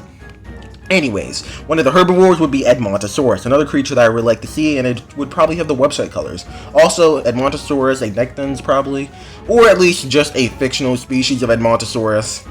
It'd probably also be on the larger end, maybe not quite a Nectan size, like the largest, probably the size of the more average or smaller Nectans, instead of the largest Edmontosaurus Nectan specimens, but yeah. Anyways, other herbivore is Torosaurus. I love Torosaurus. Honestly, Torosaurus is a weird animal. I used to really not like Torosaurus, going as far as like avoiding the Dinosaur King episode because I just didn't want to rewatch it. Until Beast of the Mesozoic made a Torosaurus, and now it's like my favorite Ceratopsian. So yeah, Torosaurus definitely should be here. But and it'd also be a pretty aggressive animal, though it wouldn't actually. It'd kind of be an aggressive animal that fake charge a lot mainly, but yeah. Anyways, Amargasaurus is another animal that would appear here. Kind of the more tropical places, I feel like a sauropod wouldn't fit here too well, so it would be a good time to bring in a smaller sauropod. Now, another very memorable creature that would be in this film is Carnotaurus, but again, it'd be the novel Carnotaurus. I think this jungly region would really work at a night scene, kind of similar to the scene that it had in the novel. So, yeah, just the camouflage and Carnotauruses. I know I talked about these guys earlier, but again, it's back. Suchomimus. Suchomimus is probably going to be just a medium theropod that will be kind of seen a little bit throughout the movie, and it's going to have one main scene, and we'll talk about Suchomimus more. What its purpose here is Parasaurus. Reason I put the terror bird in is because I wanted to put more Cenozoic species, especially with Parasaurus. Parasaurus, again, will probably ambush maybe like an Edmontosaurus, or even attempt to try to ambush a Torosaurus, and probably have a scene midway through the movie, or at least earlier in the movie, where it attacks the characters, but they'll probably get away from it. And we'll kind of just have it'll kind of be a once-and-done creature, mostly being forgotten about after its main scene, but it will kind of be like a known threat. Now, we move on to the main creature. You may have thought the Parasaurus would have been the main threat of the movie, but no. Titanoboa would be the main threat of the movie. It would definitely, again, Suchomimus, you're back. It would probably have a scene where, again, I don't want to do Titanoboa versus T-Rex. I think that's just cliche and kind of stupid. We would have a fight between Suchomimus. At least sounds a little bit more reasonable to have a Titanosaurus come out on top, where it would probably constrict the Suchomimus to death, where the characters are still able to get away, and that'd probably be the last time you see Suchomimus in a prominent role in this film, though maybe in a future film would come up with a little bit better of a role.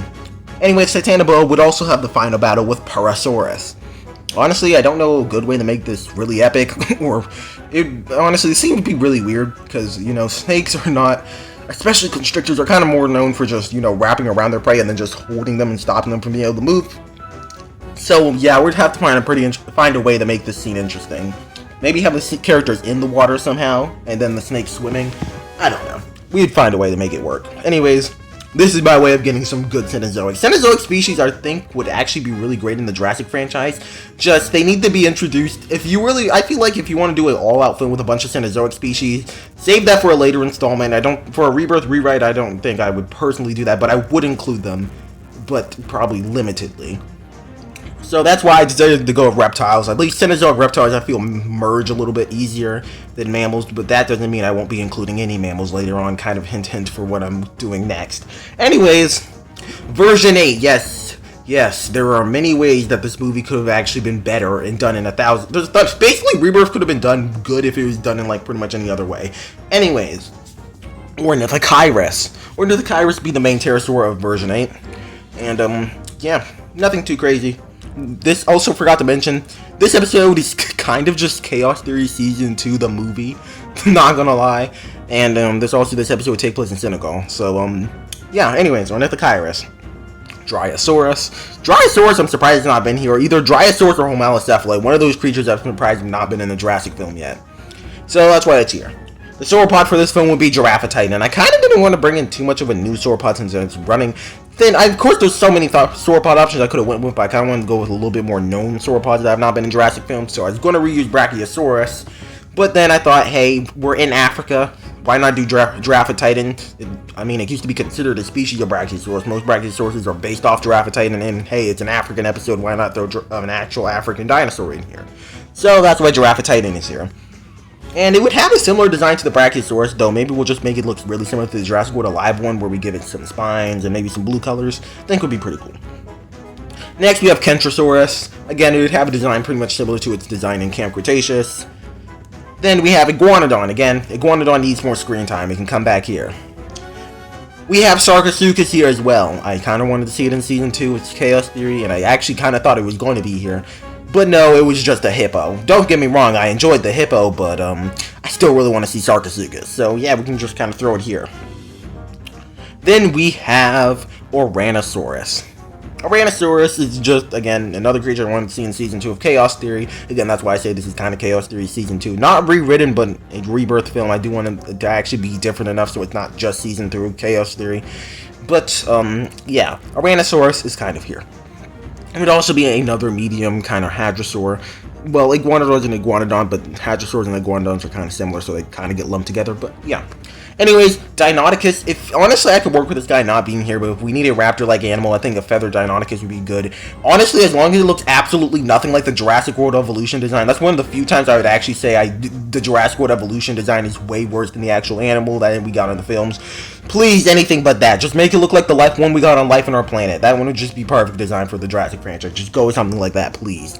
But yeah, if we need to include a theropod, like a medium theropod, then Deinonychus.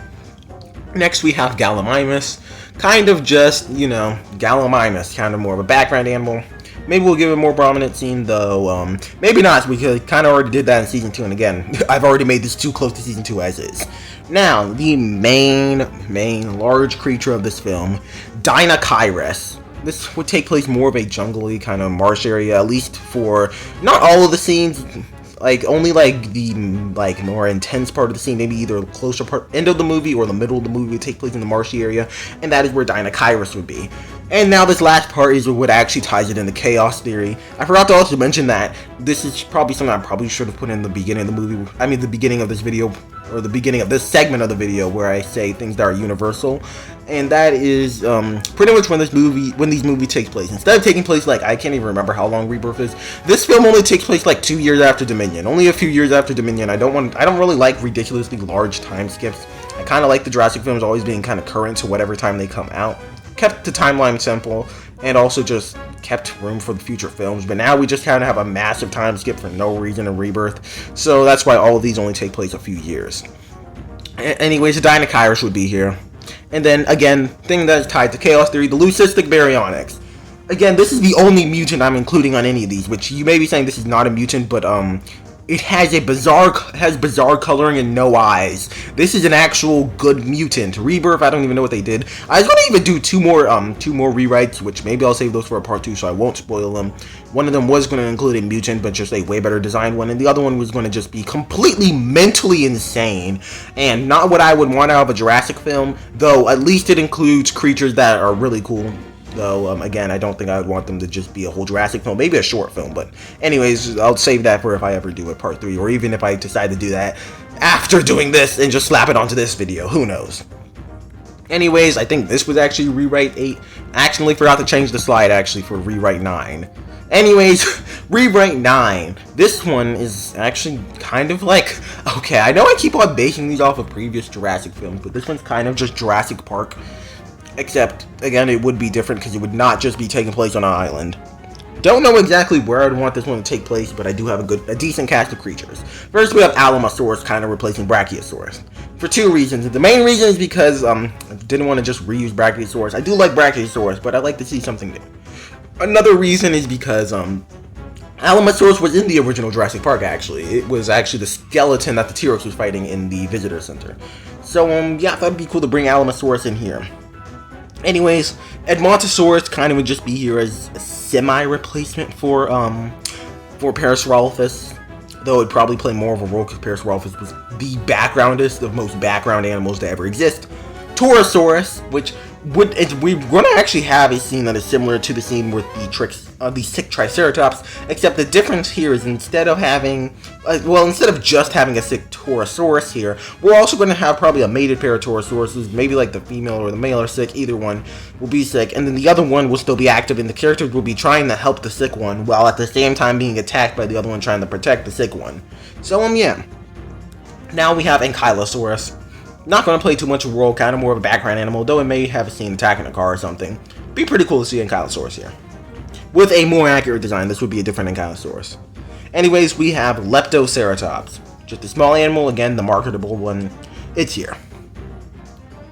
Now we have Dakotaraptor. I needed a smaller theropod to replace Velociraptor, so I think a feathered Dakotaraptor could work. Maybe even giving it a brown color scheme similar to the one that we... Basically just giving us Jurassic Park Velociraptors, but accurate, but official this time. Pretty cool. Anyways, next we have Quetzalcoatlus. Quetzalcoatlus doing Quetzalcoatlus things. You probably actually have seen hunting on the ground, and it would actually be somewhat of a threat. Anyways, we have Ornithomimus, replacement for Gallimimus, pretty much doing the same things Gallimimus did in the first film. Then we have Pachycephalosaurus, another creature that is kind of going to be more of a background animal, though again may have a little bit more of a prominent scene. And then T-Rex, except I know I mentioned for the first rewrite that I would probably include T-Rex there, and pretty much this design would look like that, except instead of being a red color, it'd be kind of more of the Lost Road Carnotaurs, being more of a green and maybe some yellow patterns. So yeah, and also we'd probably include the river raft scene here, since again, if I ended up cutting it out of the, if you decided that I should have cut it out of the first version, and I kind of did decide that I wanted to cut that out of the first rewrite, put that scene here, so we have it at least in one of these rewrites. Anyways, I accidentally mislabeled this one version 9, where I think this one should actually be version 10. Again, I'll have the official slides on the actual screen, just this is the slides I'm working off for me recording this audio. But anyways, first we have Brachiosaurus, and this one I have kind of fleshed out a little bit. This one's going to be taking place in probably about 3 or 4 main locations. And this first location is kind of going to be the most, kind of going to be a city-ish area, probably near a forest, and we're gonna have Brachiosaurus. Don't know exactly where. This is probably gonna take place either in North America or Europe. Haven't decided, but I think I want it to take place in one of those places. And we'll have Brachiosaurus as a large sauropod. T-Rex is probably gonna have like a scene rampaging around a city, but it's going to be kind of short and also kind of be maybe even like the opener for the movie. Then we'll have Pachycephalosaurus also in the city, probably. Brachiosaurus probably will not actually be in the city directly, probably more in the forest, but these two will be in the actual city. Same for Euoplocephalus, will kind of be in between, maybe in the city, but also some in the jungle. The next location, I don't know exactly which order I want to put these in, except for this first one, and I know where the first and last location go. These other two middle ones can go interchangeably. Anyways, the characters would end up going to Australia, and one of the creatures they would encounter there is Megalania, another Cenozoic species. So, yeah, Megalania would kind of be, I don't know exactly, it'd probably be twice as long as the raptors in this franchise, so, really long. It'd be a pretty big Megalania. It wouldn't be one of the larger sizes Megalanias in media, but it also would not be one of the smallest ones. It would just be a pretty decent sized Megalania, probably rampaging around town in Australia. Don't know exactly where, but somewhere in Australia. Next, we would have Muttaburrasaurus, another creature. Don't think this one would be rampaging around. I think the only one I'd actually want to have rampaging around is the Megalania. Muttaburrasaurus would just kind of be here. Borealopelta, another animal. Just need to include more in this kind of in the Australia segment. Pteranodon didn't really have any flyers, and I felt like it fit here. So yeah, that's why we're gonna have the not the Dominion. I meant to say the Jurassic Park 3 Pteranodons, but they would be included here. Next we have Eucambersia, because I needed a small species, and also I feel like this is an obvious choice, just seeing what continent this takes place on. Anyways, Eucambersia would be here. Lastly, we'll have Proceratosaurus, literally just for a Procy cameo, probably with him interacting with Proceratosaurus. Again, this would probably be a pretty simple segment, and also would kind of be more of a pit stop compared to some of these other ones, especially this next biome, which is going to be somewhere, maybe even in Italy, kind of like Chaos Theory Season 3.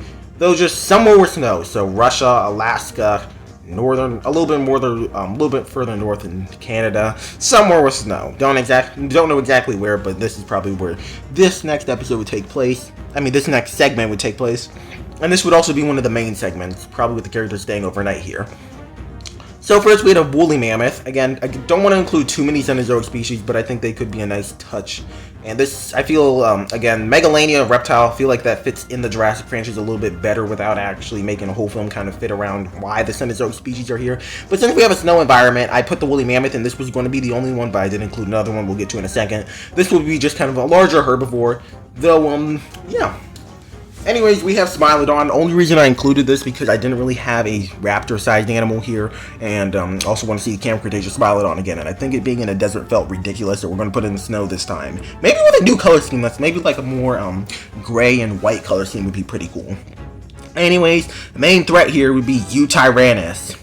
You could also use a Nanucosaurus if you'd like, but I think I'm going to go with Eutyrannus here.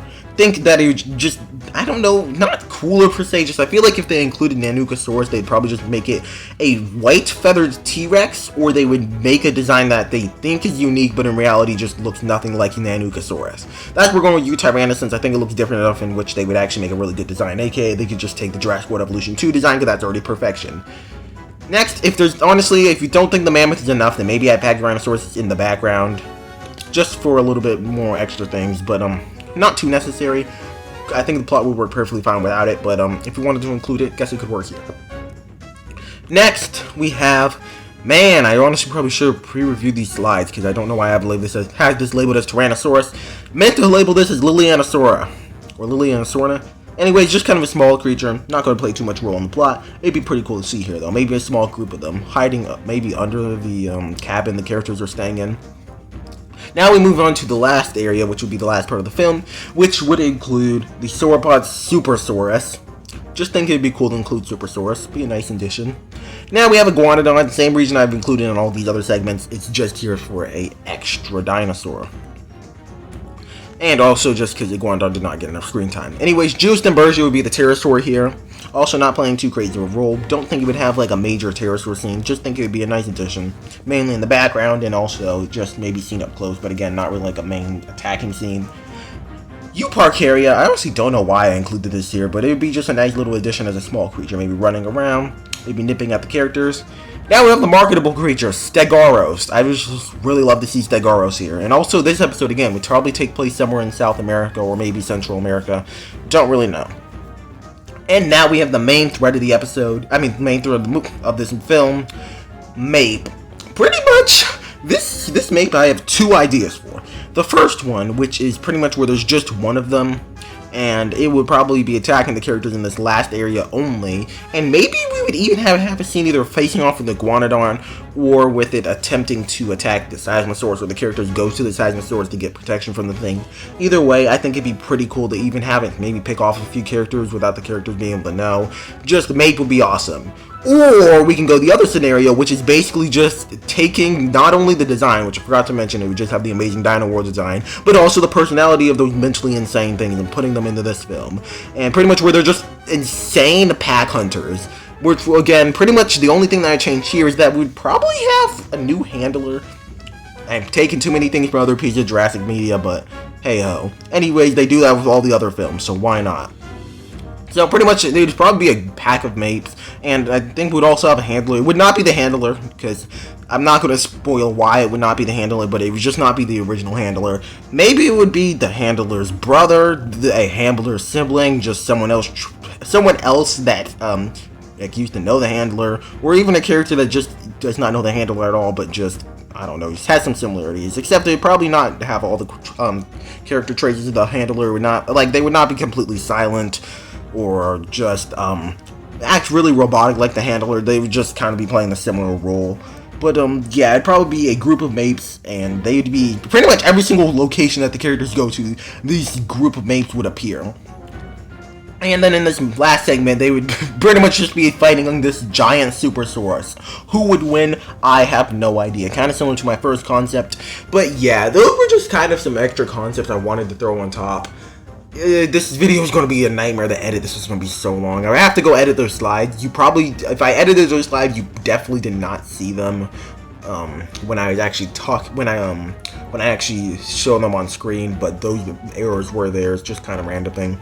Anyways, how would you guys like to rewrite Rebirth? Everything I said at the first ending, that's pretty much what I'm saying here. What are your guys' opinion on Rebirth as is? How would you rewrite the film? Is there any creatures you would include? Who would you have as the main threat? Anything else? Again, I'm really hoping I don't decide to make more slides where I can do that other version of the final ending, but anyways, I'll see you guys in the next one, and goodbye. So yeah, I was supposed to end it at part 2, but some other stuff happened. I procrastinated on this video, and now here we are with part 3. Hopefully this segment shouldn't be that long. We only have like 3 more rewrites to add in. Yeah.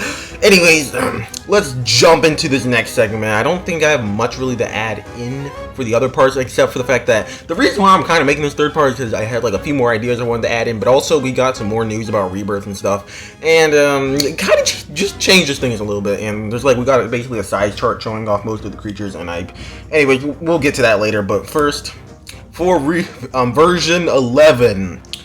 So pretty much the premise of this one is this one's actually going to be taking place on one of the 5 deaths, or Sorna specifically. I think I actually would want this one to take place specifically on Sorna. And yeah, pretty much, don't know exactly, they'd probably be collecting DNA like in Rebirth, but generally the state of the world would be pretty similar to how it, actually just like a more advanced version of Dominion. Pretty much just like, kind of similar, actually more like how we see it in Chaos 3. I know that takes place during the same time in Dominion, but kind of like that. Anyways, first dinosaur pack is Cephalosaurus. Again, kind of more of a background animal, though maybe he'll get a prominent scene.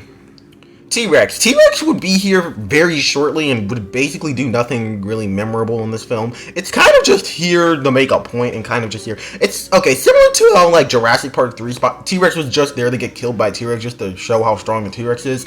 I mean, to show how strong the Spinosaurus is. The T-Rex here is just going to be here to kind of show how intimidating something else is. Though the T-Rex would not get killed. It would just get scared off, and we'll get to what creature it gets scared off by, and once we see what the actual threat of this film would be. Anyways, Geostembergia also wouldn't play too crazy of a role. Maybe it would have a prominent scene. But, yeah. Honestly, Geostembergia, I know a lot of people really like this creature, including me, and I think it'd be nice if they bring it back. Now we have Velociraptor, also similar case. It's not going to really play too much of a role. In fact, it may just even be a brief cameo. Maybe have one scene, honestly. There is a theropod I want to kind of replace the raptor role for this film.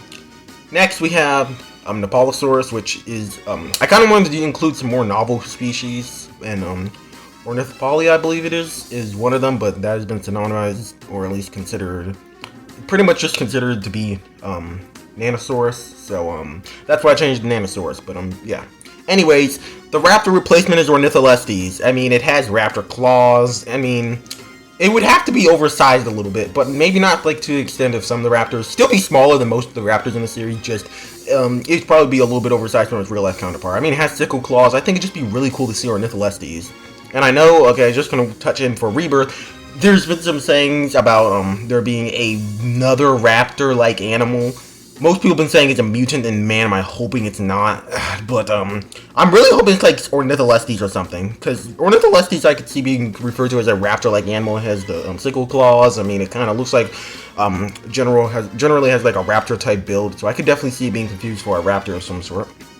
So, yeah, that's why I'm just really hoping it's Ornitholestes or just an actual raptor.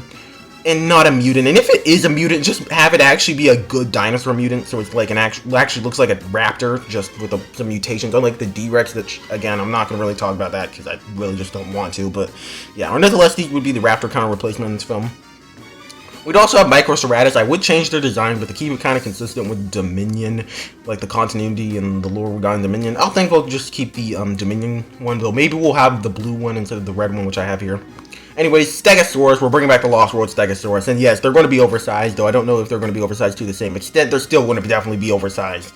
And, yeah. Anyways, we also get Edmontosaurus. Something interesting is that I actually think Stegosaurus, I do want to have a pretty prominent role. I think I kind of want to have a scene that's similar to the Stegosaurus scene that we got in the Lost World, except this time it would be with Edmontosaurus. So, yeah, pretty much just a group of Edmontosaurus is freaking out because one of the characters messed with its child. So, yeah. Then we have Euoplocephalus. I just really want to see this thing in the film. It's getting a Mattel figure. Everyone's excited for the Mattel figure already.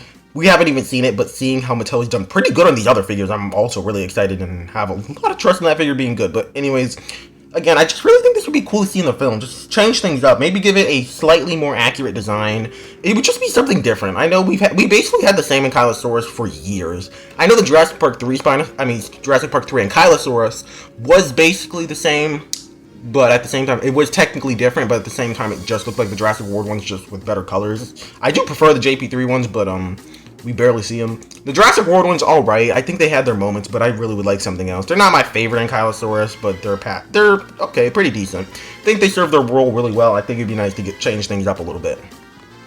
So, yeah, that's why we want to include Euoplocephalus. Okay, Taurovenestes, this thing, I kind of included it because I wanted to put it in, but in one of the other rewrites we'll get to in a second, I included a relative of this thing, but I kind of wanted to include this guy too, and I thought maybe it could be fun to put it in this one, and just maybe have it be in an abandoned part, that maybe there is an abandoned aquatic research facility, or at least an aquatic tank or area that's kind of flooded, and they basically just get trapped in a confined space with this thing. It's not the biggest marine reptile, but I mean, it's decent size enough that it could do some decent damage to a human, so I think it could be pretty cool to have a pretty cool scene with this thing. But, yeah. Now for the sauropod, it would be Mamenchisaurus. I mean, Mamenchisaurus needs to come back. If we're going to do a Sorna movie, I think it'd be really nice just to bring Mamenchisaurus. So, yeah. Now for the actual main threat of this film. The Carnotaurus, or the Carnotauruses. I think I've already put the Carnotaurus in one or two other rewrites I've done in this video, but here we're going to have it actually be the main threat. We're going to have two brother Carnotauruses. Again, I think I probably mentioned that for all the other ones, but this one for sure. And again, the reason why the Rex and Raptors are just going to basically... The Raptors are going to be probably going to have a separate scene, and probably not going to be seen in the same scene as the Rex scene I'm about to mention. But they'll probably be stated to have basically staying away from this area. Same for the Rex. The Rex will probably wander into the Carnotaurus' territory before just suddenly being kind of scared and running off. And the characters just thinking it's weird, and they continue going into it. And then they eventually confront the Carnotauruses. The scene would be pretty similar to the scene they had in the novel. But, yeah, also, kind of forgot to mention, if we really wanted to, we could do another scene with the T-Rex and the river raft scene, but, if it fits in the film, then maybe, but if not, then I think I'd just be okay with the T-Rex having that small scene just getting scared off by the Carnotaurus' presence. But, yeah, it'd just be really nice to have a smaller threat for once. So, yeah. Anyways, for version 12. The first dinosaur we have is Teratophonius, and it would have its Fallen Kingdom design. I really like Teratophonius, and I think it just has a simple design, and I think part of the interest in it is the fact that it didn't really appear in the films, but I think it'd be cool to see one finally alive. I forgot to mention, for this rewrite, this one would be taking place all over the world in different locations, but don't know exactly where I'd want the Teratophonius to take place. They'll probably be somewhere in the US. So yeah, I'll probably have the first area be... I didn't really organize these well, but again, Teratophonius would probably be in one of the scenes that are taking place in the U.S., kind of more in the wild. But it'd be nice, a nice medium threat. Then we have this thing, like the Pelta or something like that. I'm not gonna even bother. Anyways, this Ankylosaur, we do see a rotting... Actually, the Ankylosaur skeleton that gets melted in lava in Fallen Kingdom. That's this dinosaur. Would also be cool to see this thing alive. And also would probably be in the same scene as the Teratophonius. Maybe even it have maybe the Teratophoniuses are actually attacking this before the characters come along, and after they can't really attack this thing since it's armored, they decide to go after the humans instead. Now we have Mononychus, which might appear in the US segment, but also might appear in one of the other segments. I know there's going to be a kind of similar to the black market scene, except it's not going to be in Malta, and also I don't know if it's going to be exactly a black market. Don't know exactly where I want that to take place, though. Maybe somewhere in Africa, or just a different part of Europe instead of the exact same place of Malta. But, yeah. Anyways, Mononychus would be featured. Wouldn't have too much of a role. Though it probably, again, it would be kind of more a background animal and also something to focus on every once in a while. Now we have Hupandactylus and Tapijara. Okay, the thing is, these guys are, taxonomically, these things are annoying. It's kind of hard. It's really weird. Some specimens that used to be considered Tapijara or Tupandactylus. So, basically, the one that most people, Tapijara that most people associate with Tapijara is actually Tupandactylus now, at least if I remember that correctly. And, some specimens that are originally considered Tupandactylus are actually Tapijara or something like that. It's kind of confusing. Either one, I think, would be cool to see. And again, we're getting a Tapijara figure, which I think should technically now be considered Tupandactylus, from Mattel for Rebirth. So, yeah, it'd be cool to see this guy actually in a film. I kind of wanted to do something different, something that wouldn't be, super aggressive, wouldn't be as dark, it wouldn't have a lot of teeth, wouldn't just be whatever the Pteranodons kind of do. Just kind of be there and just be looking cool. Maybe we'd have a scene honking at the characters, maybe nipping at them, maybe just to get them away, but wouldn't really attack them or anything. these things would just be a cool change up for pterosaurs. And also these would probably take place in several locations. But anyways, we have a Gunchaceratops as the ceratopsin. This is another one that would probably appear in the black markety area. Instead, I'm tempted to say North America instead, but I think I'll put in the black market area. I think it'd be pretty cool to actually have a Gunchaceratops, kind of more of a wild dinosaur. But yeah, kind of it would also be oversized from the real life counterpart, just to make it a little bit more impressive, I guess. But yeah, also it would have a black color scheme. I think just having a Gunchaceratops kind of similar to its Primal Ops design, where it's kind of black, I think it would just be really cool. Anyways, Plesiosuchus. This thing would have a scene. Again, I kind of want to stay away from just abandoned research facilities, so I've kind of changed that up for a lot of these rewrites, or at least tried to change. If I'm trying to do a more wildy area, I try to at least not base it at a research facility. Of course, I did that for a few of them, but this rewrite specifically, there's going to only be one abandoned facility, and it's going to be an aquatic facility. Again, kind of a flooded area, except this one would be bigger. And also, maybe it could be like a completely underwater facility. Has a bunch of hallways and stuff, and pretty much this thing just lives there, and it's stalking the characters. Or well, would you still use this word stalking? I guess that would actually be the correct word. Pretty much just stalking the characters through the flooded building while they're completely underwater while we're in scuba gear, and they could probably get separated, and it'd be pretty interesting. Pretty much half the team would be getting chased by and attacked by this. And then the other half would be getting attacked by the other animal, and then eventually those two animals would meet up, and then they would end up fighting, and then that's how the characters would get out. That other creature, Harboroteuthis, I think it'd be really cool to have like a giant prehistoric squid. Pretty much how I'm thinking is half the team is getting stalked and hunted by the Plesiosuchus, while the other half will accidentally disturb the Harboroteuthis, where it starts to actually kind of go after them a little bit, before they're able to actually meet up with the other characters with the Plesiosuchus. And the Harboroteuthis pretty much just grabs the Plesiosuchus and just starts attacking it. Probably wouldn't be much of a fight. It would kind of just be the Harboroteuthis restraining the Plesiosuchus, and the fate would be left unknown. Spoiler alert, the Harboroteuthis would probably eat it. Anyways, another creature, Hypsilophodon. Just got the Jurassic World Hypsilophodon figure and thought it'd be kind of cool to include this guy in the actual film. Again, this could be the mark. I have another one that could also be the marketable creature, but this one could definitely work as well. Maybe we can have two. Again, kind of be more of a background animal, probably more in the black market-y scenes. So, yeah, I think it'd just be really cool to see Hypsilophodon. Next, we have Tyrannoceratops. Anyways, this thing. It's a really small ceratopsian that actually looks more like the more derived one, so that's why I included it here, and this would be in the more North American segments. I think this guy would not play too much of a role, maybe at a sanctuary or some other place. Just wouldn't be as, it would probably have a wild population, but would not be as wild as some other dinosaurs like the Teratophonius and the other guy. But yeah. Now we have Australovenator, another creature which, okay, I'll see if I can link the community post in the description, but basically I've been kind of working on like a fan Jurassic World Rebirth, not Jurassic World Rebirth, Jurassic series, which is basically just a story I'm trying to make that is somewhat canon, that it basically fits in the canon of the Jurassic franchise, maybe with the exception of Rebirth. I'll have to see how the franchise is going after that. So pretty much everything except for Rebirth as of now is considered canon in that universe, and Australovenator is one dinosaur that I did a profile for, and pretty much it would be similar to that. Again, I'll try to link it in the description if you want to read the whole thing, but pretty much they would be kind of like similar to the Atrociraptors, except way bigger, and just also having a alternative task of kind of capturing dinosaurs. We do get to see the Atrociraptors actually capture some, like the Pyroraptor, but these things would be able to tackle much larger things like ceratopsians and larger hadrosaurs and even small sauropods.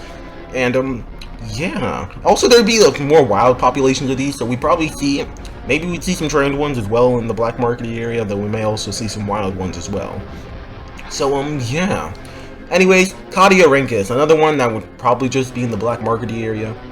So yeah, again, not going to play too much of a role, just kind of a background animal. I think it's just nice to include a non-dinosaur creature every now and then. If it fits in, I think they're just kind of cool to include.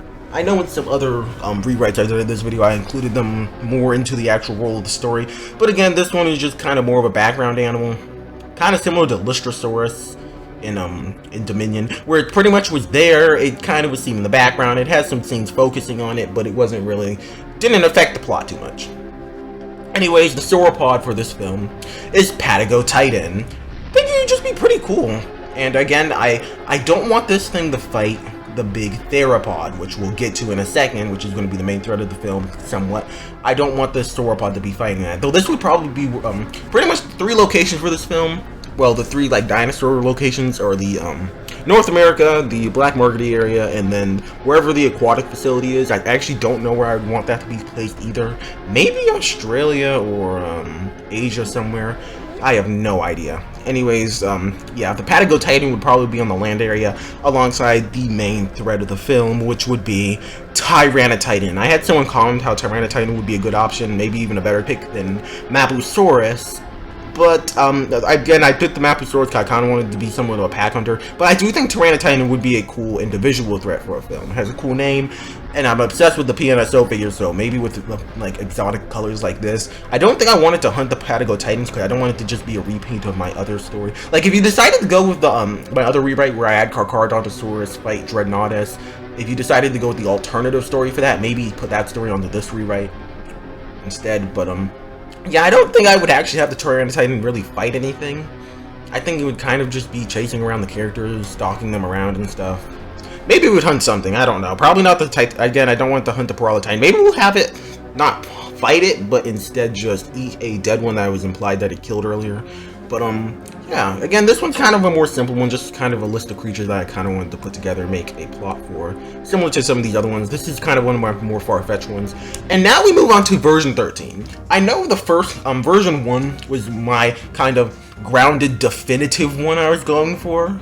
But version 13 is also that. Basically, you consider them both kind of the more grounded ones. Take your pick. They're kind of very similar. They have very similar things. But, the only difference is this one would be even closer to the plot of Rebirth. I know the other one's actually pretty close to Rebirth's plot somewhat, but this one would be even closer, with the only main differences being, again, we're getting rid of the family plot, possibly. We might actually keep the family plot in this version instead, now that I'm thinking about it. Instead, we are definitely going to get rid of the dinosaurs dying off on the mainland, and we also will have a better reason for the character to be coming to the island. Otherwise, the story will be pretty similar to a movie we're already probably going to be getting. Honestly, Rebirth's story, honestly, just has some major... The thing with Rebirth's story for me personally is that the story is passable. Like, even if it is a little bit repetitive, I could honestly deal with it. There's just a few big things that are like too much of an issue for me. Like the mutants and just all the dinosaurs dying off for no reason, and them just collecting the DNA for like a medicine I guess could work, but I don't know if they're going to be able to pull it off really well. But anyways, we got a size chart for Rebirth. I'm not going to show that here because I'm not about to get a strike for that. Yeah, long story. Anyways, I basically made an edited version. I made one kind of as a joke somewhat, and then this is my more serious one, actually trying to making a good roster of creatures, and I really like this one, so I decided to add it in as my other definitive one. First creature, Argentinosaurus. Explaining, I've already explained 1,000 times why Titanosaurus should not be in this film and why Argentinosaurus makes so much more sense, so I'm not going to waste too much time doing that, but again, Titanosaurus realistically never should have been an option. I still cannot physically understand why they chose to put it in the movie. Like, it's not a large sauropod, and it's dubious. I feel like that should be about as much as you need to not put it in this movie, but hey, I guess that's where they decided to go with. Argentinosaurus, I just think would be actually, no, Argentinosaurus, I don't even think, just it would be a significantly better choice. Anyways, next, Aqualops. Again, the Aqualops in the movie, I know on the size chart it actually has it as the correct size, but I don't know. Either Baby Dolores is absolutely minuscule, which from what we've seen, I doubt that's the case, or Baby Dolores is about the size of an actual Aqualops, and the adult Aqualops are oversized. Either way, it doesn't really help that the design just looks like the Microceratus from Dominion, but downgraded. So, yeah, I'm obsessed with this piece of paleo art. It would look identical to this. And, yeah, again, not too much to change. It would probably play a similar role. I do like Aqualops as an idea, just the design is horrible. That is my big issue with Aqualops. It's supposed to be cute, and it can't even do that. So, yeah, again, it would look like this, has similar colors. I just really like this design. I think it would fit really well. Now, Spinosaurus. This is, like, the only thing from the chart that I actually changed.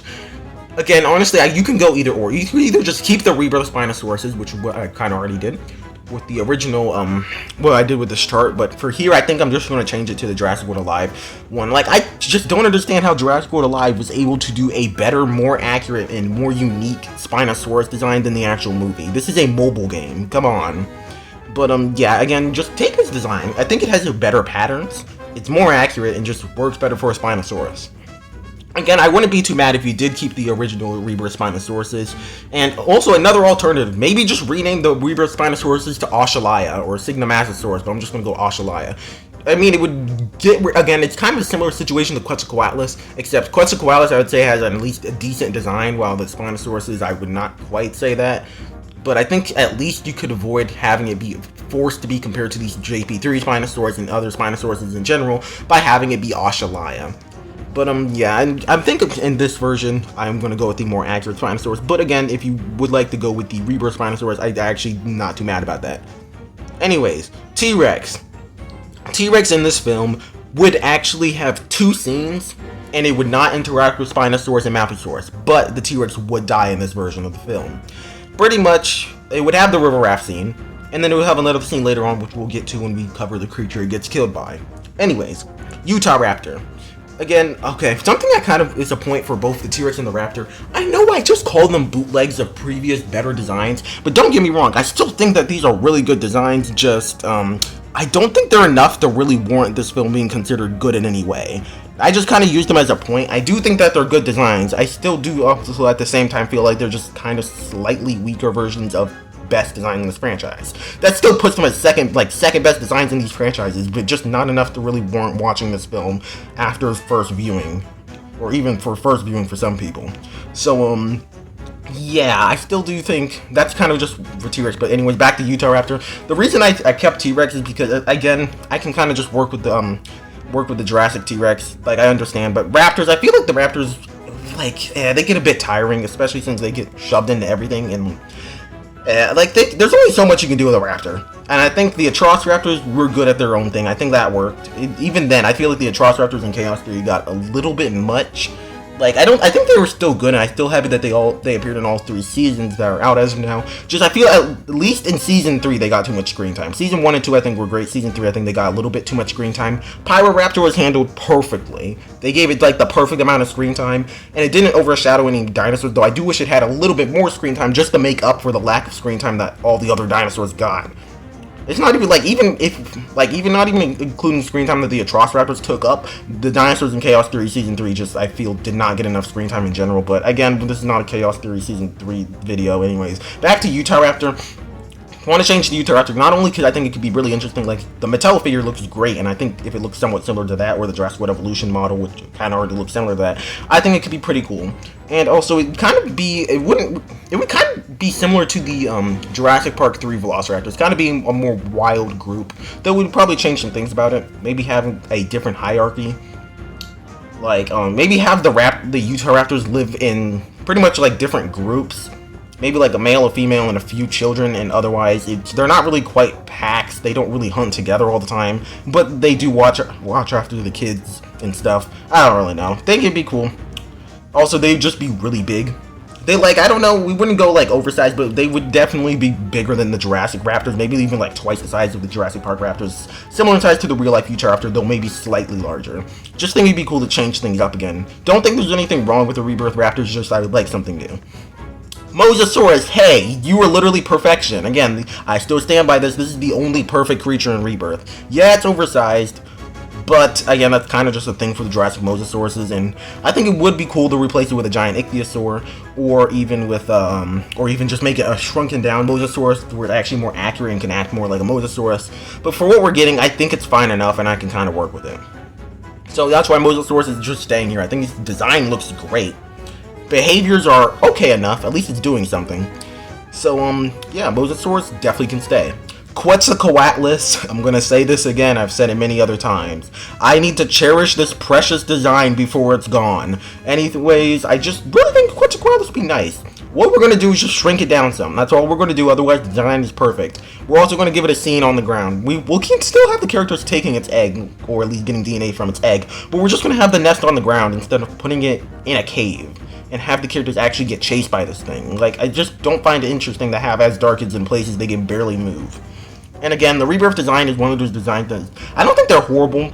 And even if you did rename it to something else, I still don't think it would be the best design, but I think it would be at least passable, and I wouldn't have too much of an issue with it. Just basically having a perfect Quetzalcoatlus and then having a design that doesn't really look like a Quetzalcoatlus and looks like a downgrade from the previous one we just got was not a smart decision. So yeah, again, the Dominion one was perfect, and I think if they just gave it some good screen time, this would be one of the most beloved would be the most beloved, if not one of. Well, I think I just said that wrong. Again, JP3 Pteranodon might be hard to beat, but if done properly, I think Quetzalcoatlus could be the best and most loved pterosaur in the franchise, and one of the best and most loved prehistoric creatures in the franchise, just if it's done right. They already got the design, they just need to give it the behaviors. Anyways, Euoplocephalus already talked about this guy, and why I would actually want this guy here instead of Ankylosaurus.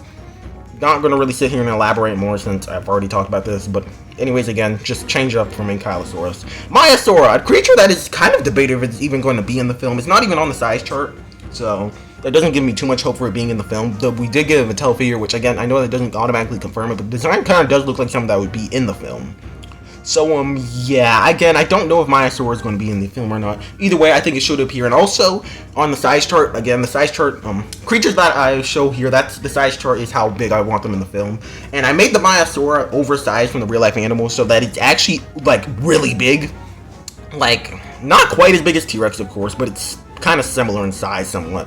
I did oversize it on purpose just to kind of change things up. Again, Hadrosaurs are not shown to be really too interesting. I think it'd be a cool scene to have the characters have to sneak through maybe a whole entire herd of Edmontosauruses, kind of like pretty much protecting their nest and maybe disturbing them and causing a stampede and having a Maiasaura attack them.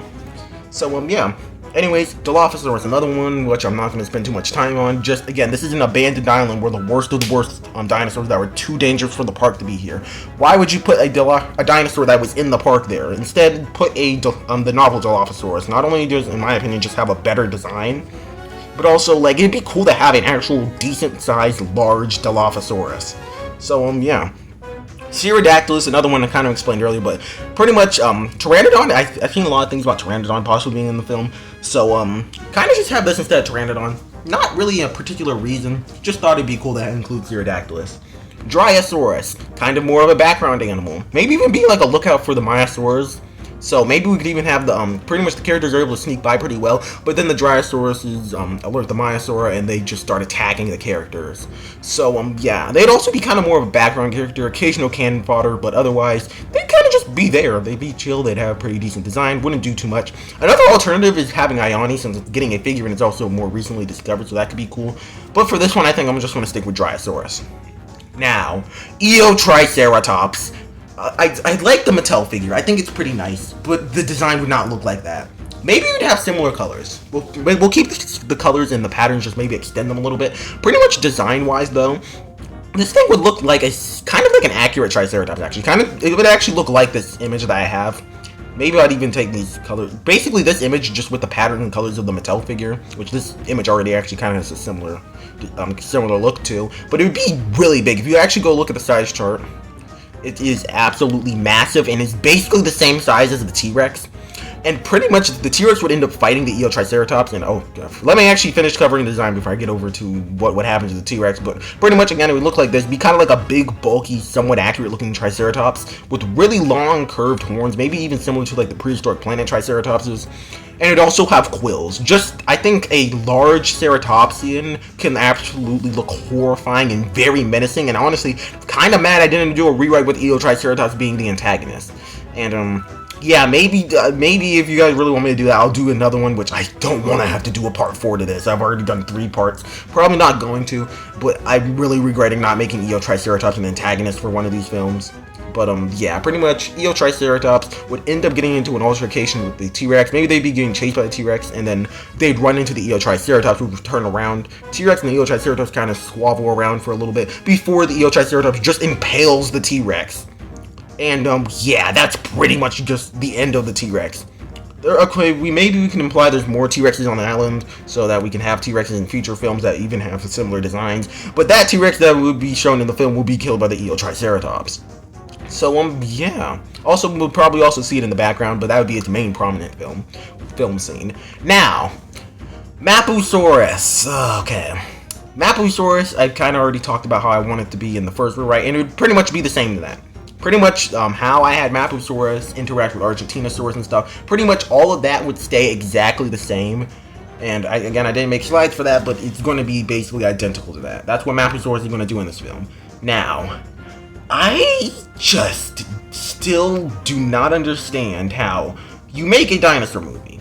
You decide, hey, I want a large, intimidating, prehistoric animal in your dinosaur movie to be the main threat.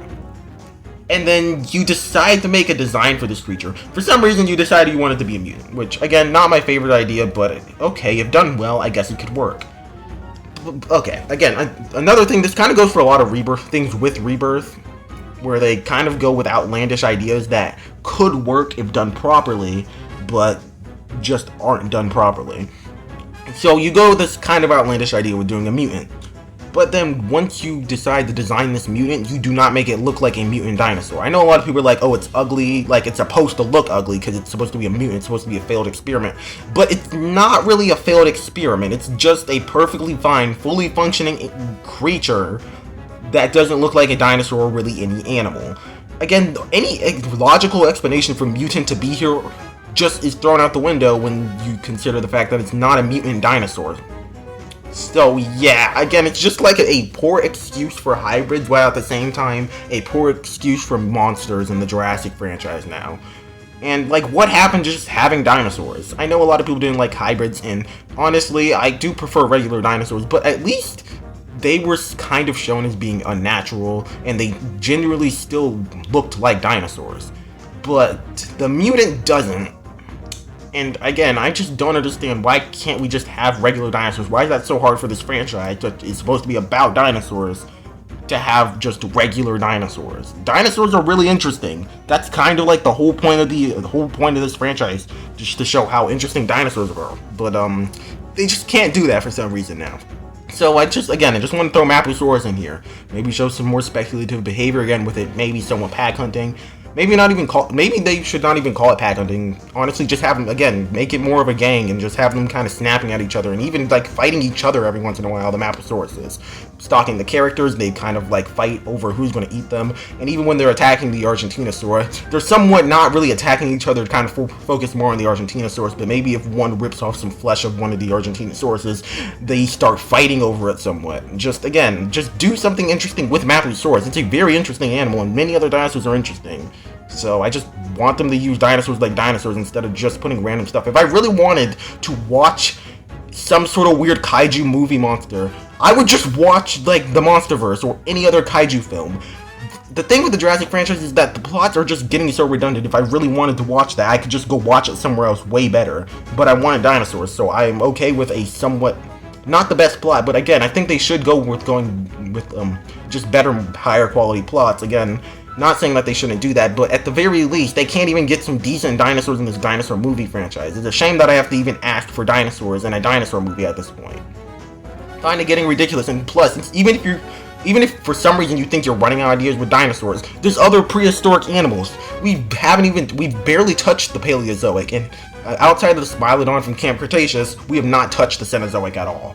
There are so many prehistoric animals they could go with before even touching mutants, and even if they did want to do a mutant, I think mutant only would work once. Like, it realistically doesn't make sense unless you're going the chaos theory route of having them basically just be hybrids or genetically modified dinosaurs that look somewhat different. Like the Leucistic Baryonyx, I think that worked at least, because again, it was a mutated dinosaur and it was done intentionally.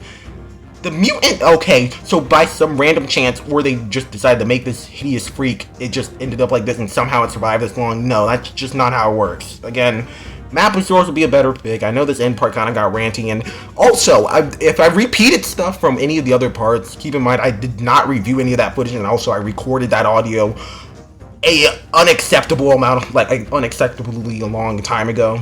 So I may have forgotten some other things I've said, and again, so many updates and stuff is happening. I apologize, this video took so long to come out, and also just that, again, if it got repetitive or anything, I am going to keep it in, because I think it would just be nice, because again, I don't want to have to re-record and edit all that stuff out anyways, but also just to see my thoughts at the time. I'm just going to keep it like this. And again, another 30-minute file, so what are we at, 2 hours for this video? Man, this is going to be a long edit. Well, if you guys made it to the end of this video, happy that you made it here. And let's just say, after all of that, I do have an announcement. I have a Patreon now. Yeah, I've actually had this for quite a while, but I didn't announce it because I wanted to actually make some content and get the things set up for it. Finally did that, and I still have a few things. I'm probably gonna announce this a few other times in a few other videos, but this is just one of them. Decided to throw it at the end of this one, mainly because this video was originally going to be a Patreon early release. I'm going to talk about the tiers and other stuff about that in a second, but this was originally going to be a Patreon early release, but I decided that it just wouldn't make much sense for this one to be actually be an early release on Patreon, so that's why I am just going to release this one to YouTube. Though other longer videos, I do have a few other concept, like longer videos like this, I probably will make Patreon early release, not exclusive. There are some Patreon exclusive, which I'll get to that in a second. This is just the early releases, which will just probably release like a few days, a few weeks, or even depending on what it is, maybe a few months early on Patreon before I release it on YouTube. And also, going on to the actual tiers and benefits, pretty much there's two tiers. The Small Hunters tier for $4 monthly, and then the Powerful Hunters tier for $10 monthly. I do plan on possibly adding a third tier, or maybe even other tiers in the future, but as of now, these are the two tiers that I have as of now. But yeah. Pretty much the benefits for the Small Hunters tier is pretty much I'm going to release behind the scenes stuff. I know I do that in my community tab, and again, I'm going to pretty much on my main channel, it's going to stay pretty much the same. I am still going to release updates on the community tab and such. Just you'll get way more frequent and way more teasers and behind the scenes for on the actual Patreon. I'll probably also do behind the scenes videos instead of just showing images and maybe talking about them a little bit more in depth behind the scenes stuff. Another thing is some digital download exclusives like posters and cards especially are going to be the main two things, though some other things will also be Patreon exclusives. Another thing is that pretty much I'll also have polls. I am going to do some polls. I'm probably going to, I know I do some on YouTube, and I am, again, going to still do polls on YouTube just for fun and such, though I'll have some other decision-making things, such as some things that I'll make, and just some other decision-making things for the channel in the polls for the Small Hunters tier. Now, for the Powerful Hunters tier, I'm not going to repeat all the things from the Small Hunters tier, since pretty much everything from the Small Hunter tiers also applies to the Powerful Hunters tier. But there are a few other things. So pretty much early access, again, pretty much you'll get early access to some videos. I might do some early access videos in the Small Hunter tier as well, though most of them will be in the Powerful Hunters tier. There will also be exclusive voting, again, another thing that was in the previous one, and also fan requests. I'll take some fan requests for certain things in the Powerful Hunters tier. So yeah, I also, again, exclusive videos to Patreon. Most of the exclusive videos are going to be in the Powerful Hunters tier, though maybe I'll post one occasionally in the Small Hunters tier. But yeah, so far I only have a few videos, but basically there's going to be new content weekly. Every week there's going to be a new video or a new early release or just something new weekly in the Patreon. So I hope you guys go check it out. I'll link it in the description down below. Hope you guys enjoyed this full video. Hopefully this is the actual ending and that I actually don't do a part 4. But anyways, I hope you guys have a great day, and I'll see you guys in the next one. Goodbye. So yeah, we have part 4. Promises this will be the last part, since I've already edited the rest of this video and I just added this part on at the end. This video would have been out so much earlier if it wasn't for the fact that I decided to add this last part in. But anyways, let's get into this. I'm going to go through it kind of quick since I think we have 7 more parts. Yeah, anyways, version 14. First off, this one's going to be kind of, remember how Chris Pratt said a while ago it would be kind of cool if we got a Jurassic film that is mainly based around aquatic animals. I know I've kind of done that a couple times in this video, but this one's really going to be leaning into that. So first off, Baryonyx. It's getting a redesign to actually look more like the website design of Baryonyx. I know a lot of people really like to see that, so yeah. Anyways, Lee Mangosaurus. Yeah, this guy is kind of known for being an aquatic ankylosaur, but from what I can tell, there might be evidence that it's actually probably not. Can't remember if it's actually like definitively not an aquatic ankylosaur. Anyway, it's going to be in this film. It's probably going to be on land anyway, so it doesn't really matter, but yeah. The pterosaur for this film will be Pterodostro, just kind of playing a simple pterosaur role, not being really aggressive at all, mainly just being a background animal. Next is Ichthyosaurus, kind of more of a background animal, may get a prominent scene. Plesiosaurus, same thing, kind of will share screen time with Ichthyosaurus. Dacosaurus will actually be a threat and kind of a replacement for raptors in this, but yeah. Anyways, we also have, like, most people's favorite prehistoric squid, Tusoteuthis. Maybe dubious or synonymous with Incaroteuthis or whatever. Anyway, Tusoteuthis will be here. It'd be kind of cool to see him. So, yeah. Now we also have Helicoprion. Won't be too crazy. It'll be kind of like the medium theropod before the water. And then next we have pretty much the replacement for sauropods in this, which is Leatsichthys. In fact, I believe this is the only rewrite in which I did not include a sauropod. And that's because one would really fit, so that's why I put Leatsichthys instead. So, yeah. Anyways, now we have two options for the last two main predators. First option being the Mosasaurus, probably with its rebirth design, alongside the Jurassic Park the game Tylosaurus. Also, they would find a way to make Jurassic Park the game canon again, or at least make a variant of the story canon again. So yeah, and it would also have the Tylosaurus somehow was like lurking around the summer and southern part of the ocean, just alive or something like that. And then it'd end up fighting the new Mosasaurus. Or the alternate is that we have Megalodon in this, and it ends up fighting Leviathan at the end. Also, like, every single creature in Rebirth, like, from the mutant to the sauropod, got this thing's big old bobblehead. I don't know why, but, okay, I don't know why they just like using the beluga head on dinosaurs, but why not actually put it on a creature that actually would have had it? So, yeah. Anyways, on to rewrite number 15. Well, version of 15, actually. Anyways, this is basically the equivalent of Carnivore's Triassic, except, well, Jurassic franchise. I mean, Carnivore's Triassic. I think I said Carnivore's Jurassic, but anyways, for actual Jurassic dinosaurs. And the first dinosaur we'll have is Herrerasaurus. Gonna have the Jurassic Park the game color scheme. And again, we'll play kind of a similar role as the Raptors. And we may even have like a roller coaster or something here, kind of to be similar to Jurassic Park the game, since I think that could be kind of cool. Next, we have Arizonasaurus, a smaller Arizonasaurus is not a dinosaur, but a smaller animal. Won't actually really be too much of a threat, but it'd be here. Next, we have Lystrosaurus. Again, kind of just here, and again, since after, maybe they could be a little bit more numerous after Dominion, since they were pretty rare then. Next, we have Placerius, the larger relative of Lystrosaurus. I know I had this in a rewrite earlier, and it'll probably play a similar role to that. Now we have Lysowischia, which would be kind of replacing the Ceratopsian or just larger herbivore role, and they'd probably get a prominent scene. It'd be a pretty decent sized and pretty interesting creature to see in the Jurassic franchise. Afterwards, we have Tanystropheus, since in this rewrite, I don't know exactly where I want it to be set, either like Arizona or Australia, and there'd probably be a scene by the ocean, and Tanystropheus would be in that scene. Now we have the only non-Triassic creature from here, Thalassodromeus. I don't think there were really any decent-sized pterosaurs during the Triassic, so that's why I went with Thalassodromeus, since it kind of looked cool. And, yeah, that's why Thalassodromeus is the one that I picked. Probably would get a decent scene, but, yeah. Anyways, Symbospondylus. Symbospondylus would be the main threat of the ocean segment. Similar to the scene it had in Chased by Sea Monsters, of course, since that is probably the best scene. Just a peak. Honestly, anything with Nigel Marvin is just peak media, so of course we're going to take inspiration from there. Now we have, technically this isn't a sauropod, it's a sauropodomorph, but hey, close enough. Plateosaurus, which will actually be somewhat of a threat to the actual characters, actually being very aggressive towards them. Also, Plateosaurus is quite a bit larger than I was expecting. So, yeah, honestly, it'd just be really cool to see Plateosaurus. Next, the actual main threat, not a large theropod, but Fasolasuchus. This thing would be pretty big. We might even oversize Fasolasuchus and Plateosaurus. Not too much, just maybe a little bit. But we'll probably have a fight between these two at the end of the film. And honestly, I just really would like to see Fasolasuchus. I think it'd be pretty cool. I know some people are going to be like, wait, where's Postasuchus? But, yeah, I did not put Postasuchus in here. But Fasolasuchus is a relative of Postasuchus, and I think it could be really... And also, I believe Fasolasuchus in real life would have been quadrupedal, like the most popular depiction of the animal. So, yeah, kind of similar to Postasuchus. Maybe we can even give it color scheme similar to the Walking with Dinosaurs one. Anyways, now we're on to rewrite version 16.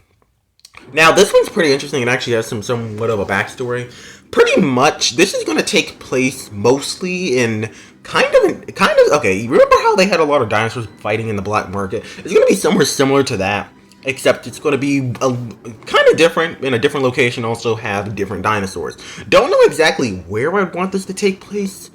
Honestly, I have literally no idea. So comment down below if you have a good suggestion where you want this, where this place should take place. But pretty much a dinosaur fighting ring, and it kind of has a black market-y kind of area. It's going to be kind of like the black market, but more of how it was depicted in Chaos Theory.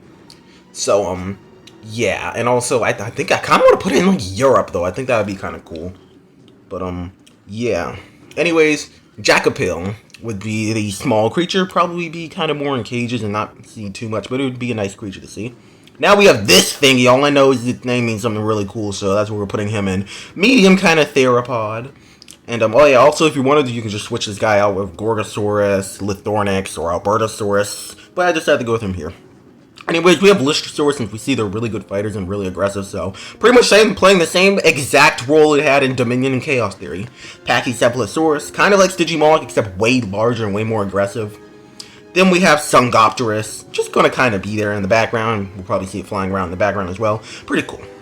Then we'd have Postosuchus. Postosuchus, again, I remember I said put in that other rewrite, but hey, maybe you want to go with this one instead, you get Postosuchus. And we could also finally get a re-release of Postosuchus figure, because Mattel, please, just re-release the Postosuchus. If you're going to re-release something, at least be the rare one.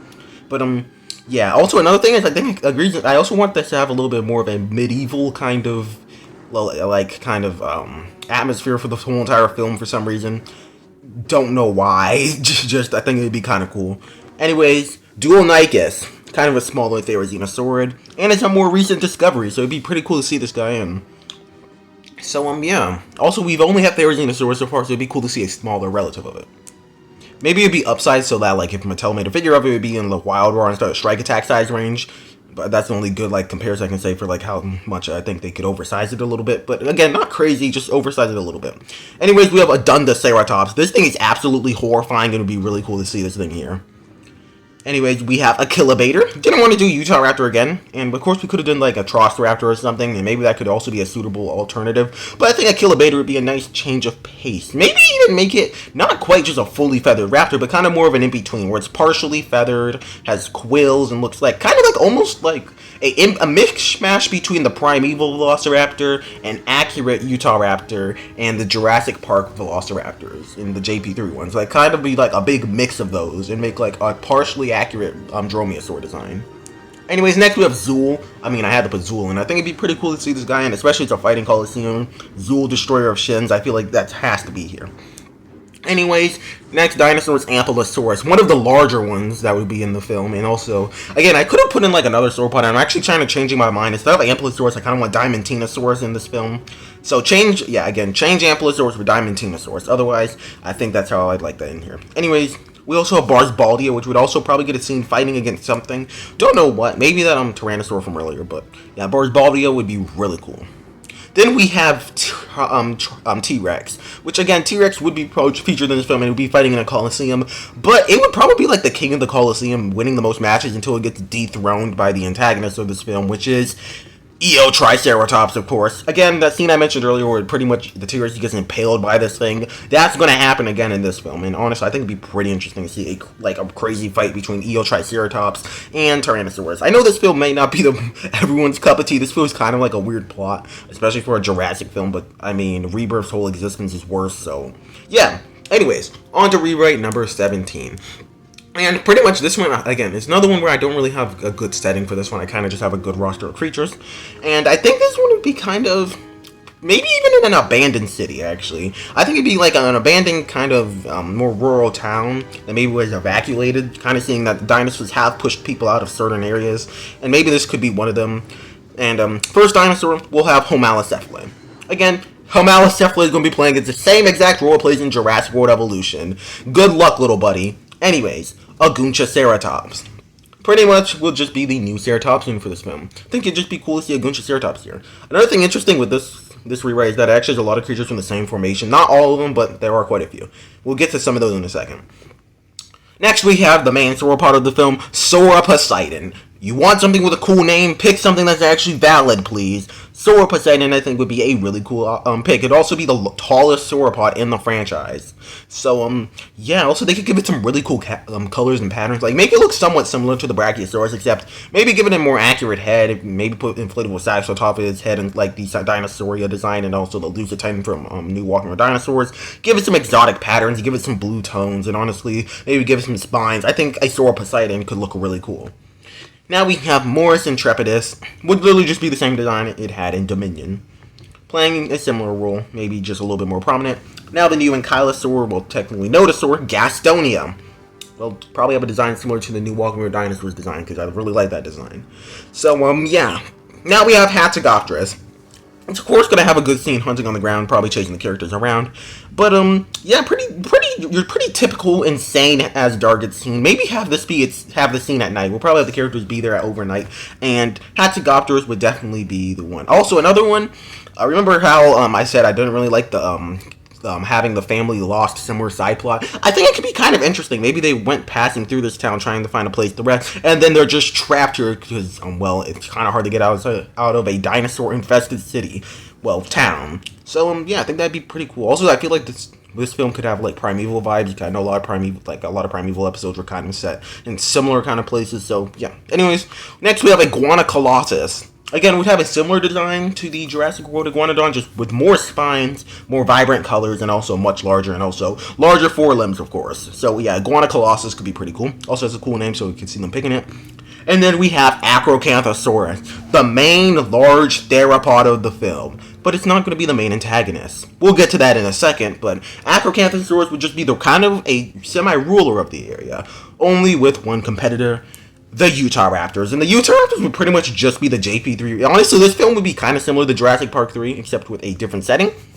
Again, the Acrocanthosaurus would be similar to Spinosaurus, except less aggressive and also probably not chasing the characters across the entire island. But the Utahraptors would be similar to the Velociraptors from JP3, kind of living in a kind of group that they were kind of like a wild group with a nesting situation and everything. We probably also have two different cool designs, like a male and female design. Also, to be fair, like the Jurassic World Evolution one, of course. Actually, I think there's a mod for Jurassic World Evolution for the Utahraptors specifically that gives them the Jurassic Park Raptors colors and stuff and patterns. Specifically, I know they did it for the male and female raptors from Jurassic Park 3, so I think it'd be cool if you basically just made it look like that. So, yeah. Anyways, that is my rewrite for that one. Version 18. For this one is basically just really emphasizing the Jurassic in Jurassic Park. Anyways, first off, Dryosaurus, kind of just doing Dryosaurus stuff, kind of just hanging out. Next, Dilophosaurus. Again, it's going to be the novel Dilophosaurus, and maybe we can get an interpretation of the Nedry death scene. Just, yeah. Anyways, Brachiosaurus. Not going to be the main sauropod, but it is going to be featured. Ornitholestes. Going to be a raptor replacement, as usual. Napanosaurus, or what in the world did I just say? Nenosaurus, or Nanosaurus. Anyways, Nanosaurus will just be kind of like Dryosaurus, except more of a background animal. Dimorphodon will be the pterosaur for this film, and if we're going to be redesigning things, please redesign the Jurassic World Dimorphodon. It's not the worst pterosaur design, easily the Jurassic World Pteranodon takes that, but the Dimorphodon is also pretty bad. Honestly, we have a triangle of bad pterosaurs. We have Dimorphodon, Jurassic World Pteranodon, and the Rebirth Quetzalcoatlus. Man, they can, and the worst part is that they can do really good pterosaurs. The JP3 Pteranodon and the Dominion Quetzalcoatlus are absolutely amazing designs, and like, just, I don't know why they do so bad in good pterosaurs. There's no in between. Anyways, Ceratosaurus. Ceratosaurus is finally going to get an appearance outside of Chaos Theory and Camp Cretaceous. It's had a good run there, but it'd be nice to see you in a film doing stuff again. Anyways, Stegosaurus, pretty similar to how it appeared in The Lost World. Saurophaganax is the main antagonist. Well, we may even just have it be Allosaurus Anax, or we'll have Saurophaganax. But hey, if you're going to do something dubious, at least be something that's kind of reasonable, looks like the actual animal, is cool, and is not small. Anyways, the main sauropod of this film, which I forgot to mention, Saurophaganax is not the main threat of this film. It will be featured, but definitely not the main threat. Barosaurus will be the main threat of this one. I don't know where I want this one set. Maybe we could have like an actual Jurassic Park, or like maybe make it ironic and be like Cretaceous something or something ridiculous like that, and we'd be like, or we could do like a legit Jurassic Park reopening or something on like the mainland. And Barosaurus would be an actual issue. I know a lot of people were justifying, again, when they're trying to justify like rebirths, anything, they're like, okay, at least Titanosaurus kind of makes sense to be here because it had a long whip tail and maybe could knock out fences and stuff. Maybe we could have that with Barosaurus, where it knocked out like the power line or something, and pretty much that's how all the dinosaurs got out. So yeah, and they also, again, we could probably have the dinosaurs spreading to nearby areas, and the people trying to have the main characters try to actually deal with that as well. But Barosaurus being a main threat, where it's actually really aggressive, trying to whip everything. Anyways, version 19. Absolutely mentally insane. So, if we're just gonna be mentally insane and stop caring about the dinosaurs, we might as well do it properly. We're making the Chaos Effect movie. Anyways, first thing, the raptors being replaced with Alpha Raptor. Tanaconda is going to be here, of course. Probably have a cool underwater scene. Velociraptor, again, it's going to be doing Velociraptor things. Though I'm debating if I want this one to actually be oversized like the real animal, or like if we're going to have it like more reasonably sized. Maybe we'll actually have it just be like more like real life Deinonychus, or maybe a little bit smaller than that in size, and have it actually be able to glide and fly. Anyway, Paranauticus would be massive and be a pretty intimidating threat. Compsognathus, I'm actually tempted to make this guy like really tiny or really big, either or. Maybe we'll have juveniles, which are swarm like the compies, and the adults be a little bit bigger and more raptor sized. Anyways, Tyrannops, also kind of side tangent. We can finally make a custom Tyrannops figure properly, since Mattel is releasing a Inostrancervia, or maybe it could be a Tyrannostrancurvia or something like that. Be pretty cool. Also, just, I know there's some species. I actually had an idea for like a list of Wave 2 species, but I cannot remember what they are now for some reason. So, yeah, anyways. Oh, wait, no, I remember now. Okay, Strike Attacks, Placerius. And again, I only two I can remember is also like a Danger Pack Arizonosaurus. I'm surprised Mattel has not made those two species, and I hope they release them soon. But anyways, back on course. Tyrannops. Anyways, Ankylodon. Pretty much just a regular pterosaur would be the large pterosaur for this film, and would just, well, you know, be doing Jurassic Park 3 Pteranodon things, because we've already established that as a great Pteranodon depiction. Next, we have Ceratosaurus, with a new redesign, looking more like the Chaos Effect Ceratosaurus. And not much else to say there. Anyways, we have Euoplocephalus. I just really want to see Euoplocephalus. We're going to get this in here one way or another. And, yeah, just kind of be an extra herbivore. They'll probably be the more aggressive one. Outside of Amarga Spinosaurus, the main sauropod for this film. Absolutely massive, super aggressive, super crazy. Just be cool to see. Last but not least, we have the man, the myth, the legend himself, Ultimasaurus, finally being the main threat. If we're going to have a weird, freaky creature, we're going to at least make it look cool. And that's what this entire rewrite is. It's kind of a joke, but at the same time, Rebirth's existence is also a joke as far as I am concerned. At least I wish it was. So I'd honestly rather take this, where the dinosaurs look at least vaguely like they're hybrid dinosaurs, and like they're very clear to be hybrid dinosaurs, and where the dinosaurs look cool instead of whatever Rebirth did. So, yeah, anyways, that's kind of my Chaos Effect one, and also it'd probably just be simple plot. And we're going to do an actual abandoned research facility on an abandoned island we didn't know about. Again, if we're going to do stupid, at least let's make it look cool. Anyways, version 20.